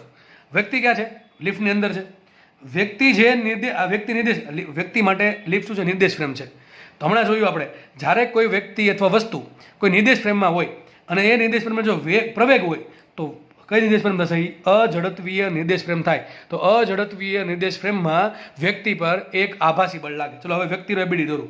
વ્યક્તિ પર ક્યાં બળ લાગે? જો માનો કે આ વ્યક્તિ છે તો એક તો બળ લાગશે mg. કયું બળ લાગવાનું છે? mg લાગવાનું છે. બીજું કયું બળ લાગે? લંબ બળ લાગે ઉપર. કયું બળ લાગે? લંબ બળ લાગશે n. બીજું કઈ બળ લાગે ને પર? હા, આભાસી બળ લાગશે. કયું બળ લાગશે? આભાસી બળ લાગે. જો એ લિફ્ટ છે એનો પ્રવેગ 0 હોય, મતલબ કે લિફ્ટ અચળ વેગથી ઉપર જતી હોય, તો આ કોઈ પણ પ્રકારનું આભાસી બળ લાગે નહીં. પહેલાં જોઈ લેવું. આપણે શું કીધું છે? લિફ્ટ એ જેટલા પ્રવેગથી ઉપર જાય છે તો લિફ્ટમાં રહેલા વ્યક્તિ પર આભાસી પ્રવેગ લાગશે અથવા આભાસી બળ લાગશે. ચલો, લિફ્ટની અંદર જે પણ વસ્તુ છે એમાં આભાસી પ્રવેગની દિશા કઈ? તો લિફ્ટના પ્રવેગની વિરુદ્ધ દિશામાં. તો ક્યાં લાગશે? નીચે. તો અહીં બીજું બળ લાગશે ma. તો મને એમ કહો, નીચે વજન કાંટો મૂકવામાં આવે, વ્યક્તિના પગની નીચે વજન કાંટો મૂકવામાં આવે અને લિફ્ટમાં વ્યક્તિને ઊભો રાખવામાં આવે અને લિફ્ટ જો એ જેટલા પ્રવેગથી ઉપર જાય ને તો વ્યક્તિનું કેટલું વજન આવશે? વ્યક્તિનું વજન આવશે mg + ma. That is m કાઉસમાં g + a. વ્યક્તિનું વજન વધી જશે. વ્યક્તિનું વજન વધી જશે. આપણે ઘણી વખત અનુભવ કરીએ, જ્યારે લિફ્ટ છે ને અચાનક આમ ઉપર જાય ને ત્યારે આપણે અનુભવીએ કે આપણું શરીર છે ને વધારે વજનવાળું થઈ એવું લાગે. હકીકત આવો અનુભવ થાય. અનુભવ માટે સેન્સ જોઈએ, બરાબર છે. સેન્સ હશે તો તમને ક્યારેક અનુભવ થશે. બીજો કેસ લઈએ. ધારો કે લિફ્ટ છે, લિફ્ટ એ જેટલા પ્રવેગથી ઉપર જાય છે, નીચે આવે છે, એ જેટલા પ્રવેગથી નીચે આવે છે. વ્યક્તિ લિફ્ટની અંદર છે, વ્યક્તિ નિર્દેશ ફ્રેમમાં છે અને જે નિર્દેશ ફ્રેમ છે, જે લિફ્ટ છે, એ પ્રવેગી ગતિ કરે. ધેટ મીન્સ કે વ્યક્તિ શેમાં છે? અઝડપીય નિર્દેશ ફ્રેમમાં છે. તો શું કરવાનું? વ્યક્તિને પહેલાં એફબીડી બનાવી નાખે. નોર્મલ એફબીડી બનાવો પહેલાં. ચલો, વ્યક્તિ પર શું લાગે? લિફ્ટ હોય કે ન હોય, વ્યક્તિ પર બે વસ્તુ લાગવાની છે. એક mg લાગવાનું છે અને એક લંબ બળ લાગવાનું છે જમીન દ્વારા ઉપર અથવા અહીંયા લિફ્ટની સપાટી દ્વારા. હવે લિફ્ટ છે એ નીચે આવે છે, લિફ્ટનો પ્રવેગ નીચે છે, તો એની અંદર રહેલી વસ્તુ પર આભાસી પ્રવેગ ક્યાં લાગે? નિર્દેશ પ્રેમના પ્રવેગની વિરુદ્ધ દિશામાં. હવે પ્રવેગ લાગશે ઉપર, તો લાગશે કેટલો પ્રવેગ? a. લિફ્ટના જેટલો જ લાગે પણ ઉપર તરફ વિરુદ્ધ દિશામાં લાગે ma. તો જો હવે કેટલું વજન થઈ ગયું એનું? વજન કેટલું? તો વ્યક્તિ પર આટલું બળ લાગે છે. નીચે વજન છે એનું mg, ઉપર લાગે ma. તો નેટ કેટલું વધશે? નેટ વધશે m કાઉન્સમાં g - a. mg - ma. કેટલું વધે? mg - ma. તો આ કિસ્સામાં વ્યક્તિનું જો નીચે વજન કાંટો મૂકવામાં આવે પગની નીચે, બરાબર છે, તો એમ થશે કે વજન ઘટી ગયું ભાઈ મારું. તો આવો અનુભવ થાય આપણે જ્યારે લિફ્ટ જ્યારે નીચે ઉતરતી હોય ને ત્યારે કદાચ તમને અનુભવ થશે. જ્યારે આમ સ્થિર હોય, જેવું તમે બટન પ્રેસ કર્યું કોઈ પણ મંજિલ પર જવા માટે અને જેવું લિફ્ટ છે અચાનક સ્ટાર્ટ થશે ત્યારે તમને એક અહેસાસ થશે ભાઈ વજન ઘટ્યું, થોડુંક એવું લાગશે. ક્યારેક અનુભવ કરજો, બરાબર છે. લિફ્ટ એ પ્રવેગથી નીચે જાય તો. પણ લિફ્ટ જો અચળ પ્રવેગથી ઉપર જતી તો આવું કોઈ લાગશે નહીં. નેક્સ્ટ વાત કરીએ. માનો કે લિફ્ટ કામ કઈ રીતે કરે? તો આમાં ઘણા બધા રોપ એ પછી ક્યારેક સમજાવીશું લિફ્ટ કેમ કામ કરે. મોટર હોય અને ઉપર એક દોરડું હશે જેને કહેવાય રોપ. રોપમાં શું ઉત્પન્ન થાય ટેન્શન ઉત્પન્ન થાય. શું ઉત્પન્ન થાય? રોપમાં ટેન્શન ઉત્પન્ન થાય. આ દાખલા આપણે ગણેલા છે કાર્ય ઉર્જા પાવરમાં. માનો કે અચાનક લિફ્ટનો કેબલ તૂટી ગયો હોય શું થાય? લિફ્ટનો કેબલ તૂટી ગયો હોય હકીકત થાય શું જુઓ. જેવો લિફ્ટનો કેબલ તૂટ્યો લિફ્ટ શું કરશે? મુક્ત પતન કરશે. અને મુક્ત પતન કરતી વસ્તુનો પ્રવેગ કેટલો હોય? જી જેટલો હોય. કેટલો હોય? જી જેટલો હોય. ચલો હવે આ જી છે શું છે? લિફ્ટનો પ્રવેગ છે. લિફ્ટનો પ્રવેગ છે કે લિફ્ટ ટૂંકમાં શું છે? નિર્દેશ પ્રેમ છે. અંદર વ્યક્તિ રહેલો છે એ લિફ્ટમાં બેઠો છે ઊભો છે. હવે લિફ્ટ છે એ જી જેટલા પ્રવેગથી ગતિ કરે. ટૂંકમાં પ્રવેગ તો છે ભલે જી જેટલો એ જેટલો હોય પ્રવેગ તો છે જ. ટૂંકમાં વ્યક્તિ છે શેમાં છે? અઝડત્વીય નિર્દેશ પ્રેમમાં છે. શેમાં છે? અઝડત્વીય નિર્દેશ પ્રેમમાં. અને અઝડત્વીય નિર્દેશ પ્રેમમાં હોય એટલે એમાં પર આભાસી પ્રવેગ લાગશે. ચલો વ્યક્તિ પર કેવો આભાસી પ્રવેગ લાગે ચલો જોઈએ. તો વ્યક્તિ પર નોર્મલ લિફ્ટનો પ્રવેગ હોય કે એક તો બળ લાગવાનું છે કયું? એમજી લાગવાનું છે. બીજું કયું લાગે? એક લંબળ લાગશે. લંબળ આપણે ચર્ચા નથી કરતા અત્યારે. તો એક બળ કયું લાગે? નીચે એમજી લાગવાનું છે. હવે લિફ્ટનો પ્રવેગ જી નીચે તરફ છે તો વ્યક્તિ તરફ ઉપર કેટલો પ્રવેગ લાગે? જી જ લાગે ઇન્ટુ વ્યક્તિ દળ એમજી. તો જો આ કેસમાં શું થયું? વ્યક્તિ પર ઉપર તરફ બળ લાગે એમજી, નીચે તરફ બળ લાગે એમજી. ધેટ મીન્સ વ્યક્તિનું કુલ વજન થઈ ગયું 0. આને કહેવાય વજન રહિતતા. શું કહેવાય? વજન રહિતતા. જ્યારે કોઈ વ્યક્તિ જી જેટલો પ્રવેગ ધરાવતી જી જેટલો નીચે તરફ પ્રવેગ ધરાવતી અઝડત્વીય નિર્દેશ ફ્રેમમાં રહેલો હોય ત્યારે વ્યક્તિ છે એ વજન રહિતતાનો અનુભવ કરે છે. અહીં એ બરાબર જી મૂકી દો ખબર પડી જશે શું આવશે? 0 આન્સર આવે. બરોબર છે. યાદ રાખો જ્યારે તમને પ્રશ્ન પૂછાય કે લિફ્ટ છે એ જી જેટલા પ્રવેગથી નીચે તરફ ગતિ કરે તો કેટલું વજન થાય? એનું 0 વજન થાય. આને કહેવાય વજન રહિતતા. અને છેલ્લો કેસ લઈ લઈએ પછી લેક્ચર પૂરો થઈ કરીએ. વેગ અચળ વેગ હોય તો જે લિફ્ટ છે એનો વેગ અચળ હોય તો હવે વેગ અચળ છે તો નિર્દેશ પ્રેમ કઈ થાય? ઝડત્વીય થાય. કઈ થાય? ઝડત્વીય. તો ઝડત્વીય નિર્દેશ પ્રેમમાં આભાસી પ્રવેગ જેવું કંઈ હોય નહીં. તો એક જ પ્રવેગ એક જ બળ હશે. કયું હશે? એમજી. અને જ્યારે લિફ્ટ છે એ અચળ વ્યક્તિ ગતિ કરતી હોય અને ત્યારે આપણે વજન કાંટો મૂકીએ ને ત્યારે છે ને આપણને સાચું વજન મળે આપણું કે ભાઈ આપણું વજન એમજી છે. ફરીથી કીધું ફટાફટ. લિફ્ટ ઉપર જાય તો વ્યક્તિ તરફ નીચે તરફ એક બળ લાગશે એમ આભાસી બળ. લિફ્ટ નીચે ઉતરે છે એ જેટલા પ્રવેગથી તો અંદરના વ્યક્તિ અથવા અંદરની તમામ વસ્તુ પર એ જેટલો પ્રવેગ ઉપર લાગે છે એમ જેટલું બળ આભાસી બળ ઉપર તરફ લાગશે. લિફ્ટ છે જી જેટલા પ્રવેગથી નીચે ઉતરે છે તો અંદરની વ્યક્તિ અથવા દરેક વસ્તુ પર એમજી જેટલું બળ ઉપર તરફ લાગે અથવા ગતિની વિરુદ્ધ દિશામાં લાગે અથવા જી જેટલો પ્રવેગ ઉપર તરફ આવશે. જ્યારે લિફ્ટ છે એ સ્થિર હોય અથવા વી જેટલા અચળ વ્યક્તિ ગતિ કરતી હોય ત્યારે આ ટાઈપનું કોઈ પણ પ્રકારનું બળ એટલે કે એક તો એમજી તો લાગવાનું છે. કોના લાગે છે? અર્થના પૃથ્વીના કારણે. પણ લિફ્ટના કારણે કોઈ આભાસી પ્રવેગ લાગે નહીં. તો આ વસ્તુ એ પૂરી થાય છે. નેક્સ્ટ લેક્ચરમાં આપણે આના અમુક એક્ઝામ્પલની પણ ચર્ચા કરશું. આ વસ્તુ આઈએમપી છે, ઇઝી છે ને આઈએમપી છે એટલે માર્ક્સમાં જવા જ ના જોઈએ. એક જ વસ્તુ યાદ રાખવાની કે અઝડત્વીય નિર્દેશ પ્રેમના પ્રવેગ કરતા વિરુદ્ધ દિશામાં આભાસી પ્રવેગ લાગે અથવા આભાસી બળ લાગે. ઓકે લેક્ચર અહીંયા રાખીએ. મળીએ.